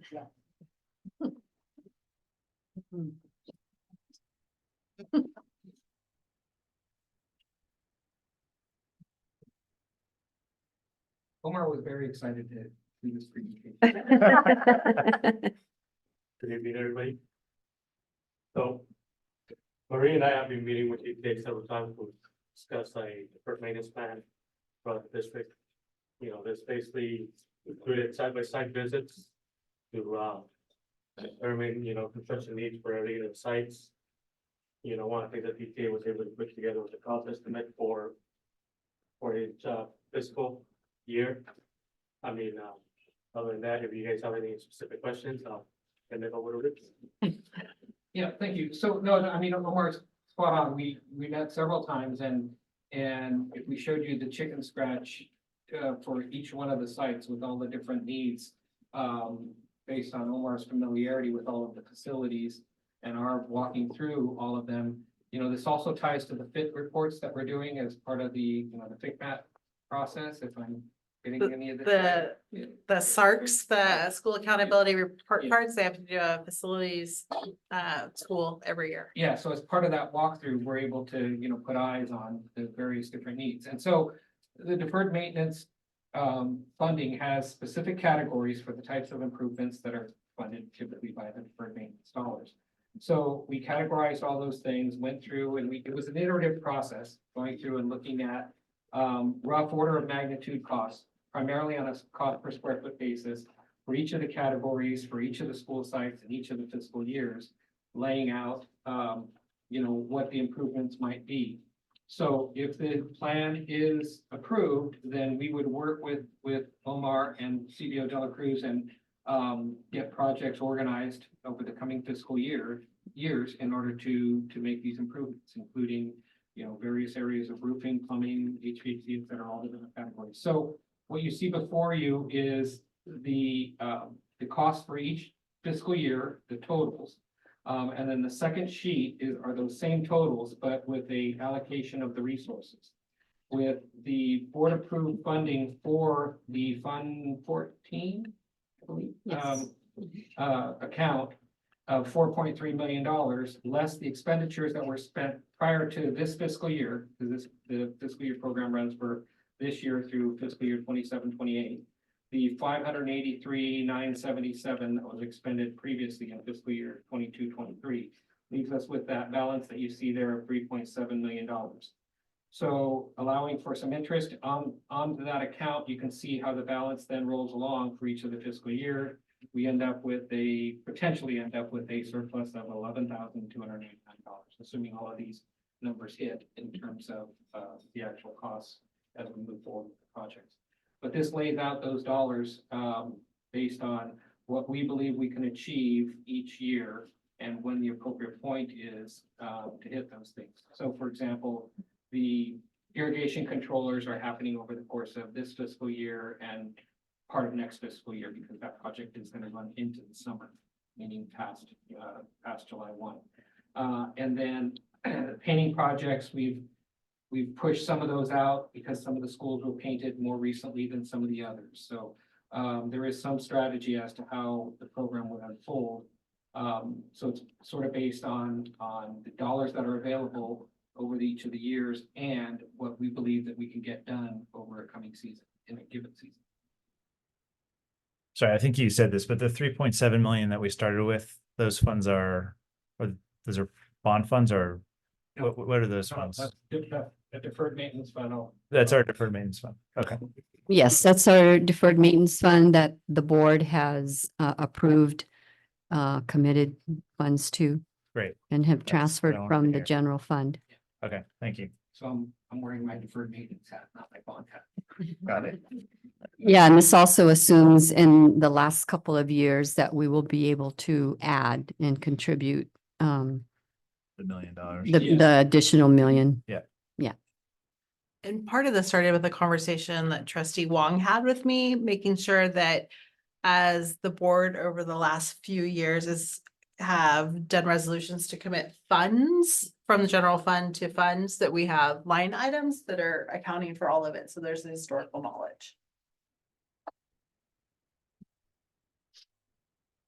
Great. Any more questions?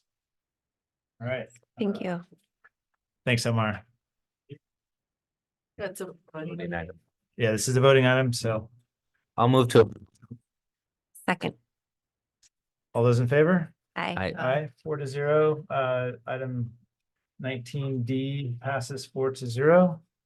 We'll move on to 19E, BIS Building 1 Modernization Schematic Design Cost Update. Also Richard.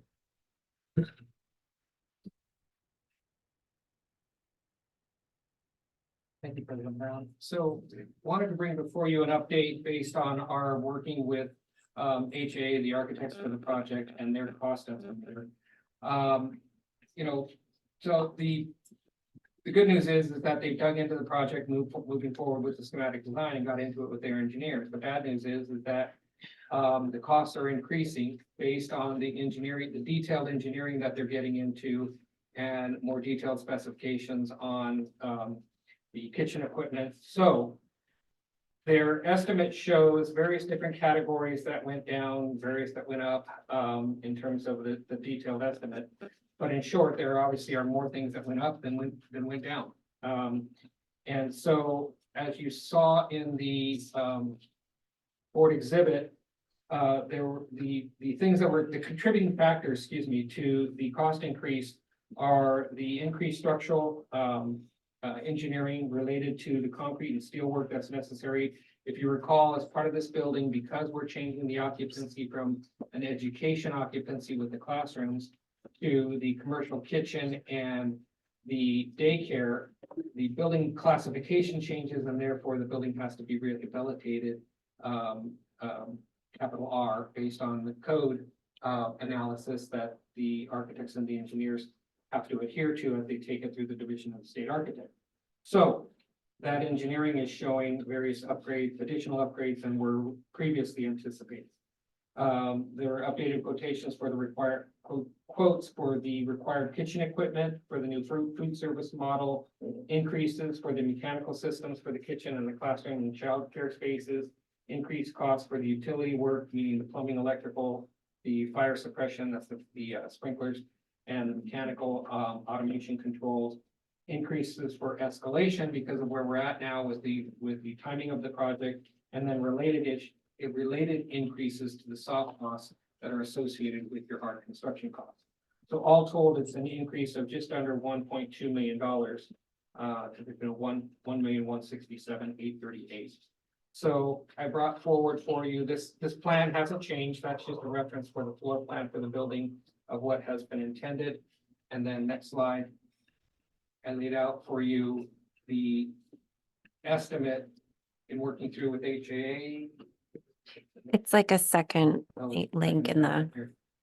So I laid out for you the estimate you see on the column on the right is the schematic design estimate from 2022 versus where we're at in 2024, the various different, the direct costs that went up from 6.8 to 7.3 million, and then the various indirect costs that have increased as well. And then you see escalation added on top of that to the tune of $608,000. So the total cost with escalation increased from 9.2 million to 10.6. Adding on to that, a construction contingency of $1 million, adding on a budget for the new bike enclosure that we talked about a few minutes ago, adding on for relocation of KBIS and the shop. That's currently in building 1, and then additional soft cost, meaning design fees, testing, et cetera. And that brings us to our new current budget of $13.4546 million.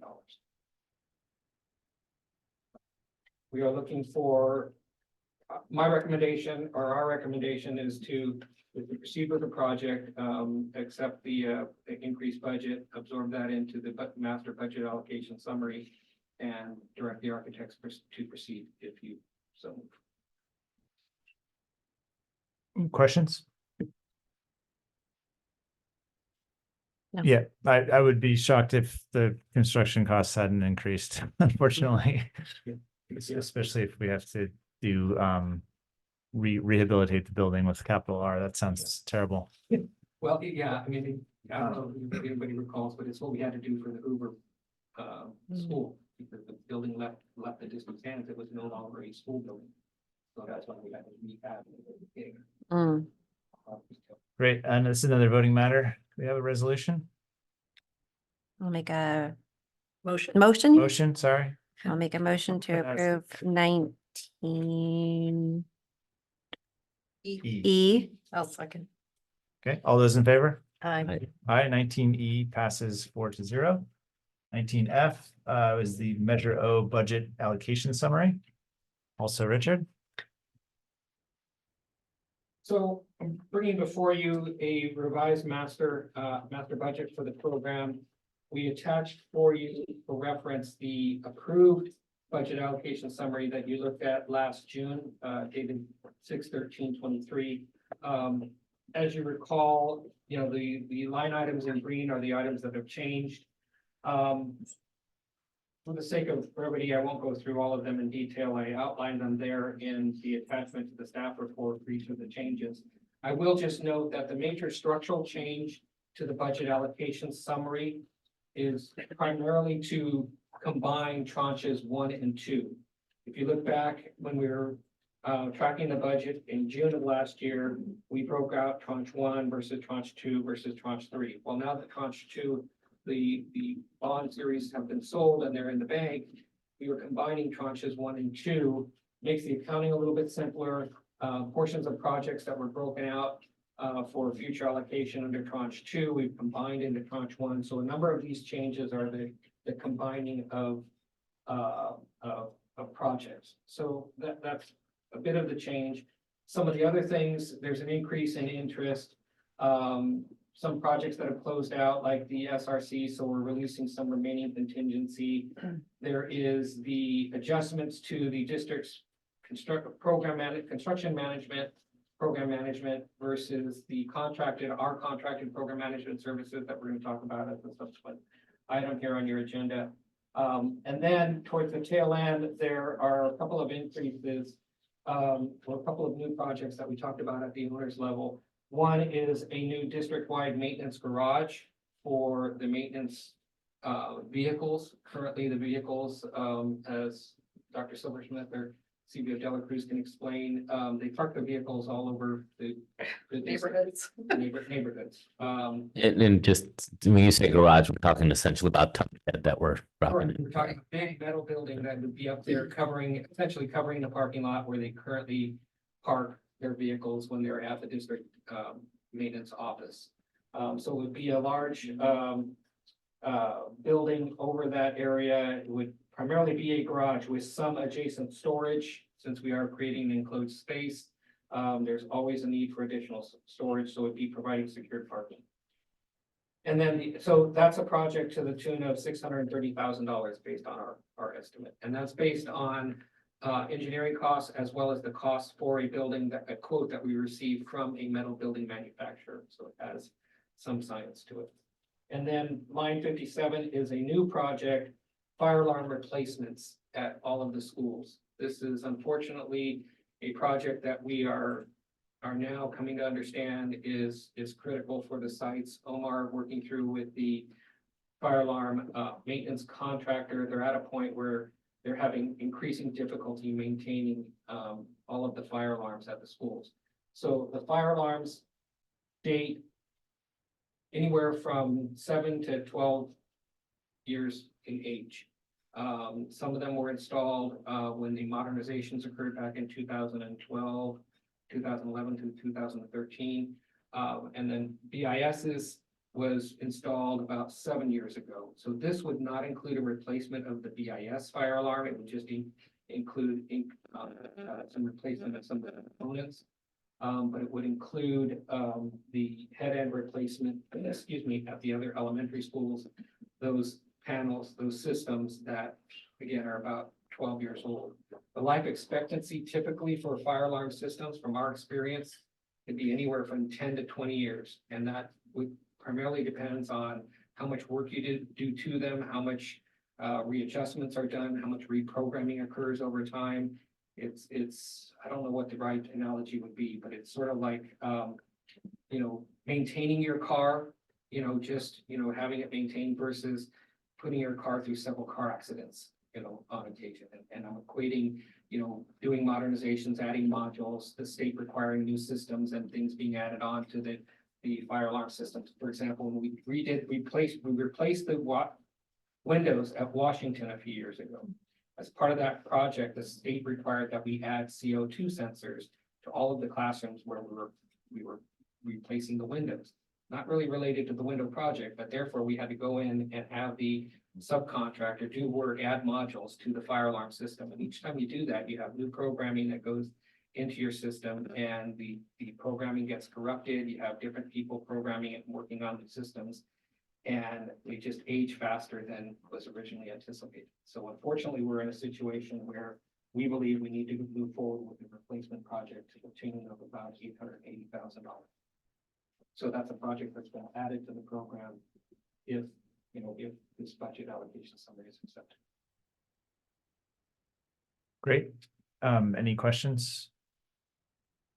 Great. I'll take a motion on 19F. Make a motion to approve. I'll second. All those in favor? Aye. Aye. 19F passes 4-0. Thank you. 19G is additional services for the program management by DTA with Marla. You're gonna. Yes, this is mine. I'm bringing forward tonight an updated amendment to GTA's contract. In 2020, we initiated a contract with DTA to help us do program management with Measure O bond. And it had a limited scope. However, in June of 2023, when our coordinator of the bond, Tim Ryan, resigned from the district, DTA stepped up and decided for a limited amount of time that they would help me and be the bond program manager for the district and take over a larger scope while we looked for someone.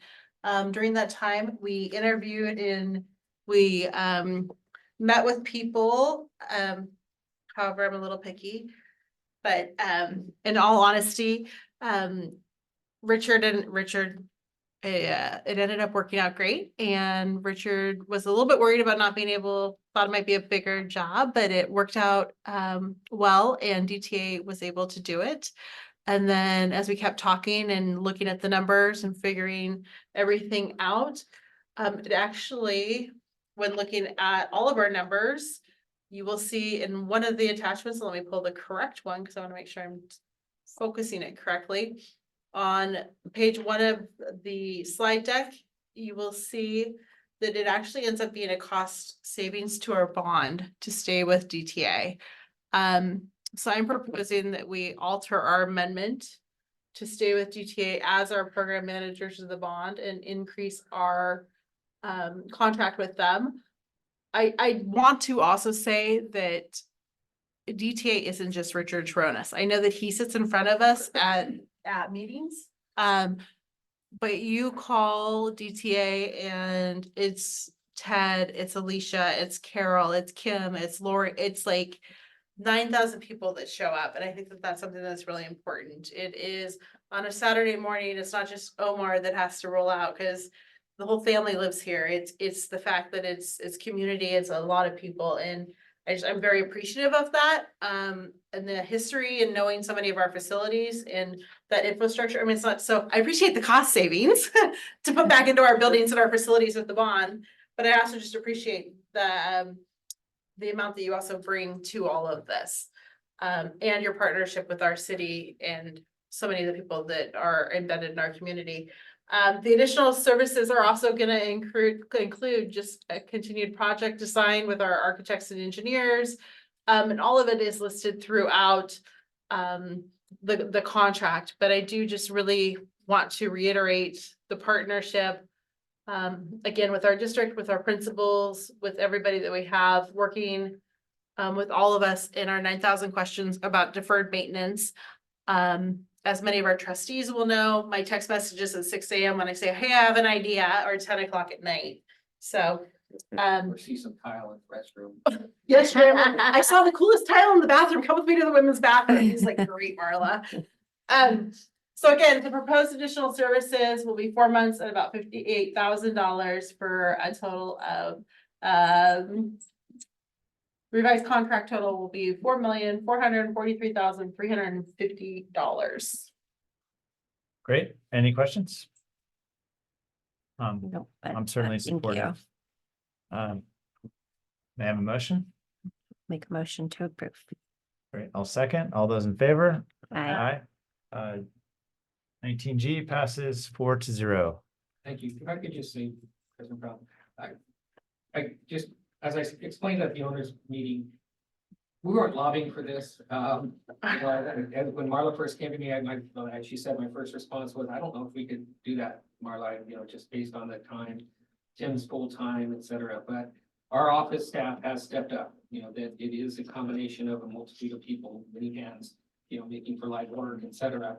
And it is a pleasure working with the district. It's a pleasure serving my community, serving our friends, our neighbors, et cetera. So I'm looking forward to continuing, as sort of as the owner's rep. But again, it wasn't something that I was lobbying for. I really was hoping that we could find a new bond coordinator to serve the district in-house, and be that person at cabinet meetings, et cetera. Marla is doing everything she can to keep us advised of all of those things. And be as much a part of the district as we possibly can be as consultants. So we definitely feel embedded and we enjoy the work. And our staff, I will say, we have young staff that has told me that they are learning school construction, school architecture much faster than they otherwise might be if they were just doing one-off project at another firm, at another office. We're still doing other school projects, but doing the program management, working on a broad basis like this is very rewarding and very good work. So thank you very much. Thank you. Thank you, Richard. Thank you. All right, 19H is a public hearing regarding 2024 developer fee study. Right? Yes, so this public hearing is for the recommendation to increase our developer fees. So the board just needs to open the public hearing to give the public an opportunity to speak on. Okay. Public hearing open. Do we have any public comments? No, we do not, President Brown. Okay. Right. Closed. That's it for that one? That's it for Okay. that one. All right, that was easy. Let's move on to, I guess, the meat of that. Yes. 19I, the resolution for the adoption of a fee justification study for an increase in the developer fees.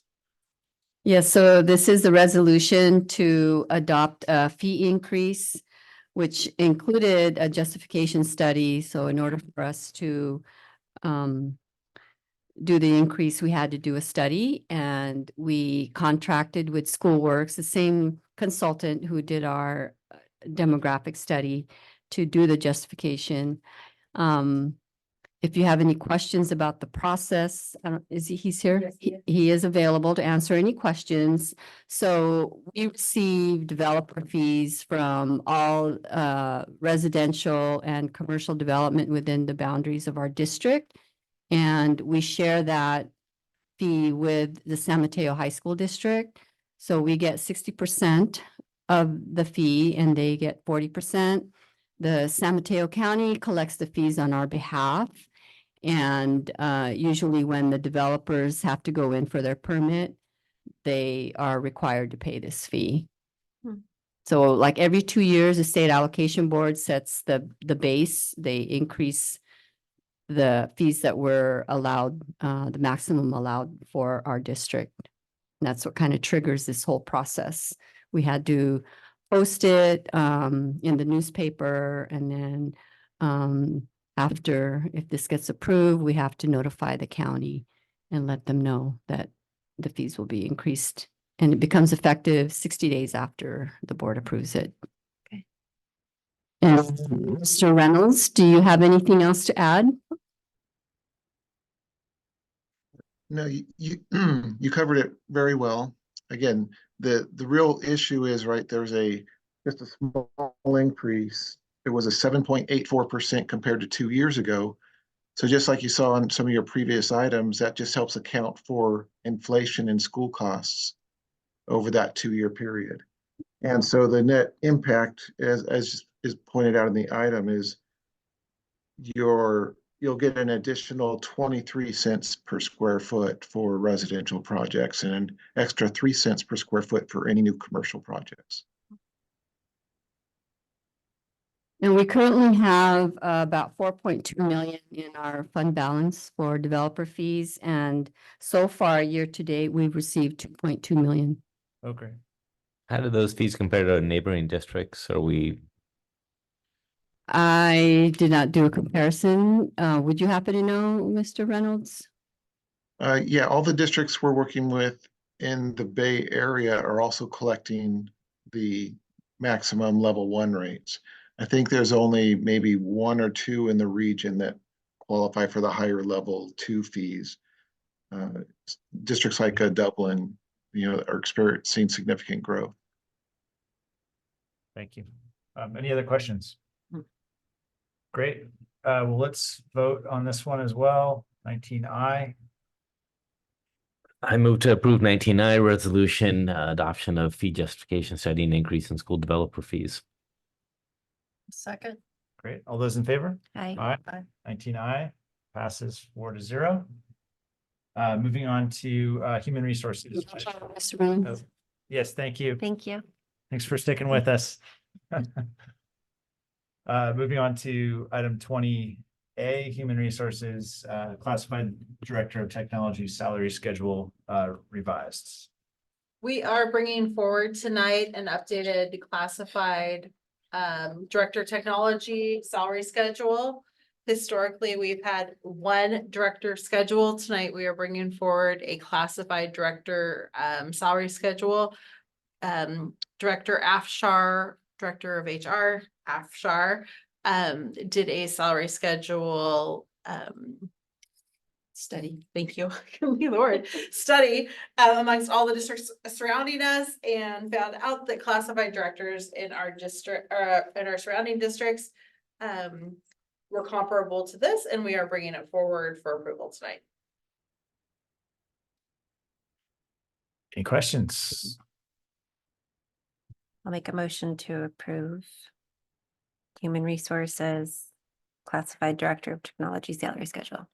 Great. All second. All those in favor? Aye. Aye.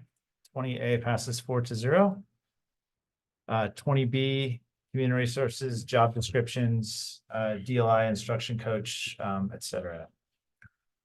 Thank you. We are bringing forward tonight job descriptions for dual language immersion instructional coach, visual and performing arts instructional coach elementary, BIS visual and performing arts certificated teacher position, BIS makerspace engineering robotics teacher teaching position, director of technology management position, and summer program administrator. All of these have gone through the job description process, which we brought forward previously, and have been, the new ones that are certificated have gone through ratification through the BEA process too, and have passed. Great. Questions for Marla? Okay. There's no new money that is not restricted funds, by the way, for these. Appreciate that. Great. Could I have a motion to approve 20B? I'll move to approve 20B. I'll second. Great. All those in favor? Aye. 20B passes 4-0. Moving on to administration 21A, trustee elections, timeline and outreach plan update. Thank you. We did have one more meet and greet, which we had a very nice mom come from Lincoln's school site council to take information back to Lincoln. And then I met with another parent from trustee area 5 the other day who will be reaching out to the 4 of you for one-on-one meetings, I believe. And I was given another name this week that I will be reaching out to a parent in area 5. However, we still, as of right now, I'm only aware of one person, Katie J, who has declared for trustee area 3. We had one person ask about if she has to pull papers in person. When papers are being pulled, Coordinator Dictakis researched into the best of our knowledge. We believe that you do. However, it's very difficult to get through and find out for sure. But based on the information on the webpage, it does look like you do have to pull in person. So that's where we're at right now on that request. The other questions that have come in is you cannot be a current employee of the district, and that includes substitute teaching. So that was another question that came in at this point. As far as our FAQs. Great. Appreciate the hard work and helping us identify the next board members. So thank you. Should we discuss like something else to do? I mean, should we have another meet and greet? I don't know what to do. Attendance has been sparse, having joined both of them. Those chips are gonna fall. I feel like we're doing, outreach to individuals that we hear about from any source. So please, anyone who has ideas about people we should be talking to, please do come forward. I feel like that's gonna be our best path at this point, because we've really tried hard to get the word out publicly with the emails and the meet and greets. And I think it is out there. It's just, obviously it's a big commitment. So we have to. People still have several months. They do. Yeah. Deadline to pull papers is like early August. so Yeah, that's we a have good point. time. Yeah, there's no decisions that have to be made today. No.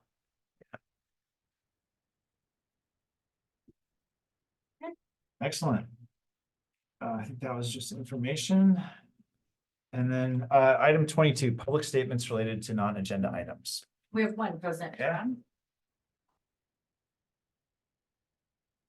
All right, Brian, you have been very patient as well. Thank you for coming, and comments on math. So I was inspired to come based on the public comments that were listed in that were submitted online. And with regard to math, we have the presentation.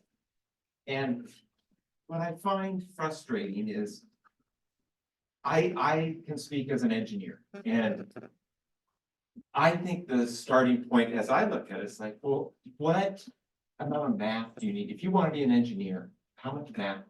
What training should you have through high school if you want to do that? And that's not, they say, oh, this is enough, or they went and they studied calculus in first year of college, that's enough. But I can speak specifically to chemical engineering. If you want to be a chemical engineer, you really need to have a solid foundation in calculus A, B, and BC before you graduate from college. Because BC is just an intro to multivariable calculus. You need further multiple variable calculus. And then you need a solid foundation in differential equations, because this all lays the foundation to understanding fluid dynamics, heat and mass transfer, distillation, chemical reactor design. There's just so much math in engineering. And so if you look at our students, and if you look at a student that wants to study engineering, if you want to position them to study engineering, you really want them to have the chance. If they have the desire, you want them to have the chance before they leave 8th grade to study geometry. And every single one of those people in the public comments was right. And so it's not for everyone. Not everyone needs to be an engineer. There's all sorts of great things one can do with their life. But we should make it available for those students. And it makes no difference for me. I spend a half hour every day with my son teaching math. And there's so much great free stuff. I use the free curriculum from Phillips Academy Exeter, which is a great curriculum. It's all word problems. That, but not, that's unique. You know, very few families have the time, whatever, the setup. And the people that wrote, they were using Russian math, Khan Academy, Groupology. So the people with resources are fine. This is about people that don't have the resources, right? And we talk all about equity. Our math is the most unequitable aspect of the district because it's the people without the resources that aren't getting the chance to be set up to have an opportunity to be an engineer. And so it's really a huge, it really makes no difference, you know, to me, but to my family, but it makes a difference to me in terms of the equity issues to the community. So thank you. Thank you, Brian. All right, item 23, board requested items. Yeah, I had something I want to discuss. I want to follow up on the presentation we had today from BIS and the high schools with math. I would be, I wanted to see how the rest of the board felt. I would really be interested to learn more.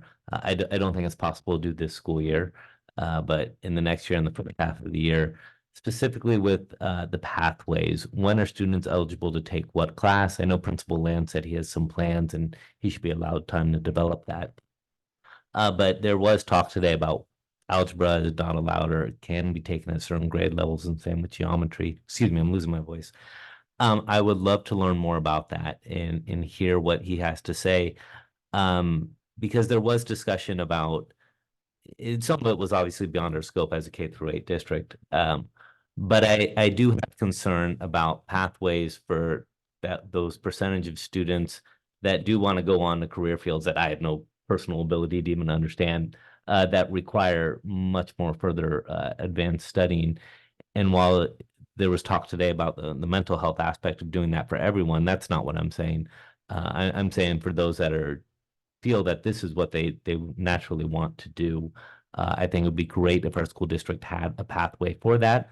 But it is a bigger question because it involves input from the superintendent and everyone to understand if we have the staff capable for that, the time of the day at BIS and things of that nature. So I would love to hear a presentation in the fall regarding those issues.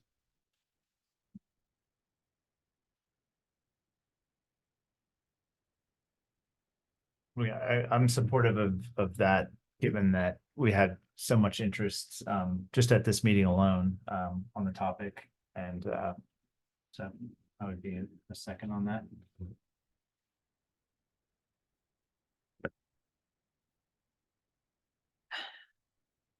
I'm certainly not opposed to learning more about it.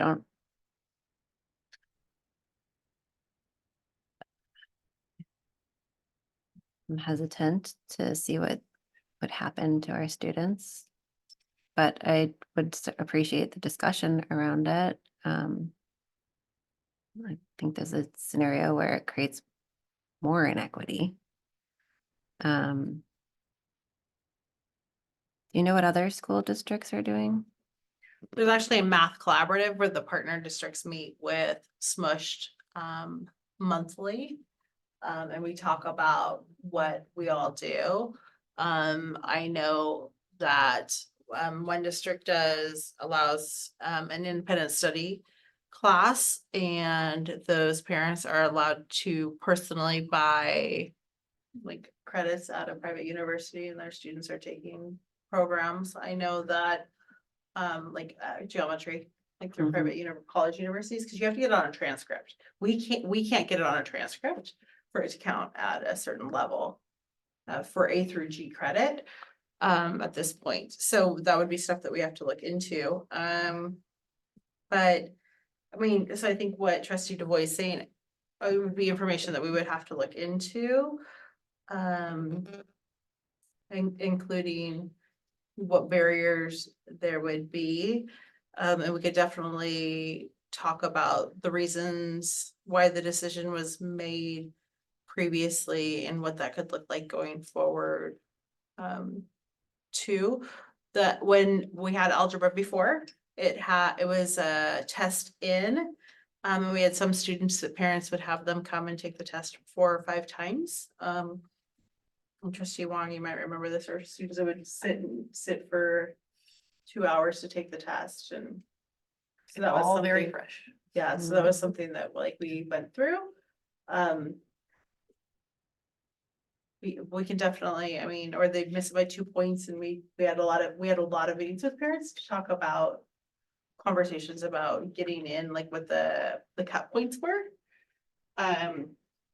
So I think that those are all like areas that we can talk about, like how do we have those entrance and exit points kind of thing.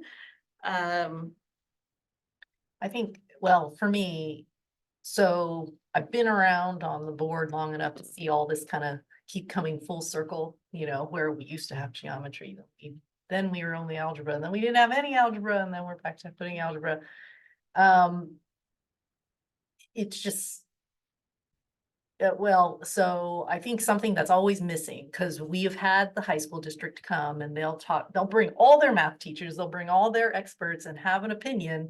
And then, you know, at least half the parents sitting in the room, sitting on the floor to talk about this, don't agree with high school. And there's all this comparison to other towns and all this bit. So one thing that I think is missing from presentations that we have had repeatedly over the years with the high school district coming here and our math teachers talking about this is the developmental side of learning. And I think we need that voice in the room to be part of that discussion if we're going to have something brought in front of the board, because we've had the high school district, our BIS teachers with the math department all up here. I've seen that presentation several times. We've had them come and talk about what the colleges are saying. Yes. As well. And so it's been said yeah. it's going to be the same people or the same people in those roles coming here, the same discussion. But I just feel like what hasn't been part of the discussion is what an adolescent brain looks like when you're in 7th grade compared to when you're in 10th grade. What kind of learning, and you know, similar to what we heard this evening, there are going to be those exceptions who are just brilliant at understanding a fundamental nature of math, and they will go on to become, you know, engineers or whatever they want to be. You know, you have to understand that's not like, that's not going to be like a bunch, exactly. It's not, you know, everybody who's taking math, it's going to be this little handful. So I just feel like we need to have that person as well who can talk to us about what a child's brain is like in 7th grade versus when they're in 10th grade, and how it learns and what actually sticks and what actually makes sense. You know, I mean, I know plenty of people who did engineering, and maybe times are different, but when they got into engineering at Cal, they came in taking Calc AB, you know, in high school, and then they were required to take Calc again anyway, once they got into their engineering program. So I just think that, you know, we've had those discussions with the education people and administrators, but we haven't had it from the developmental people. So if we are going to have that, I would like to have that as part of the. Who would those people be, the development people? I mean, I think they'd be people from Stanford. Neuropsychs. Yeah. Or something. Yeah.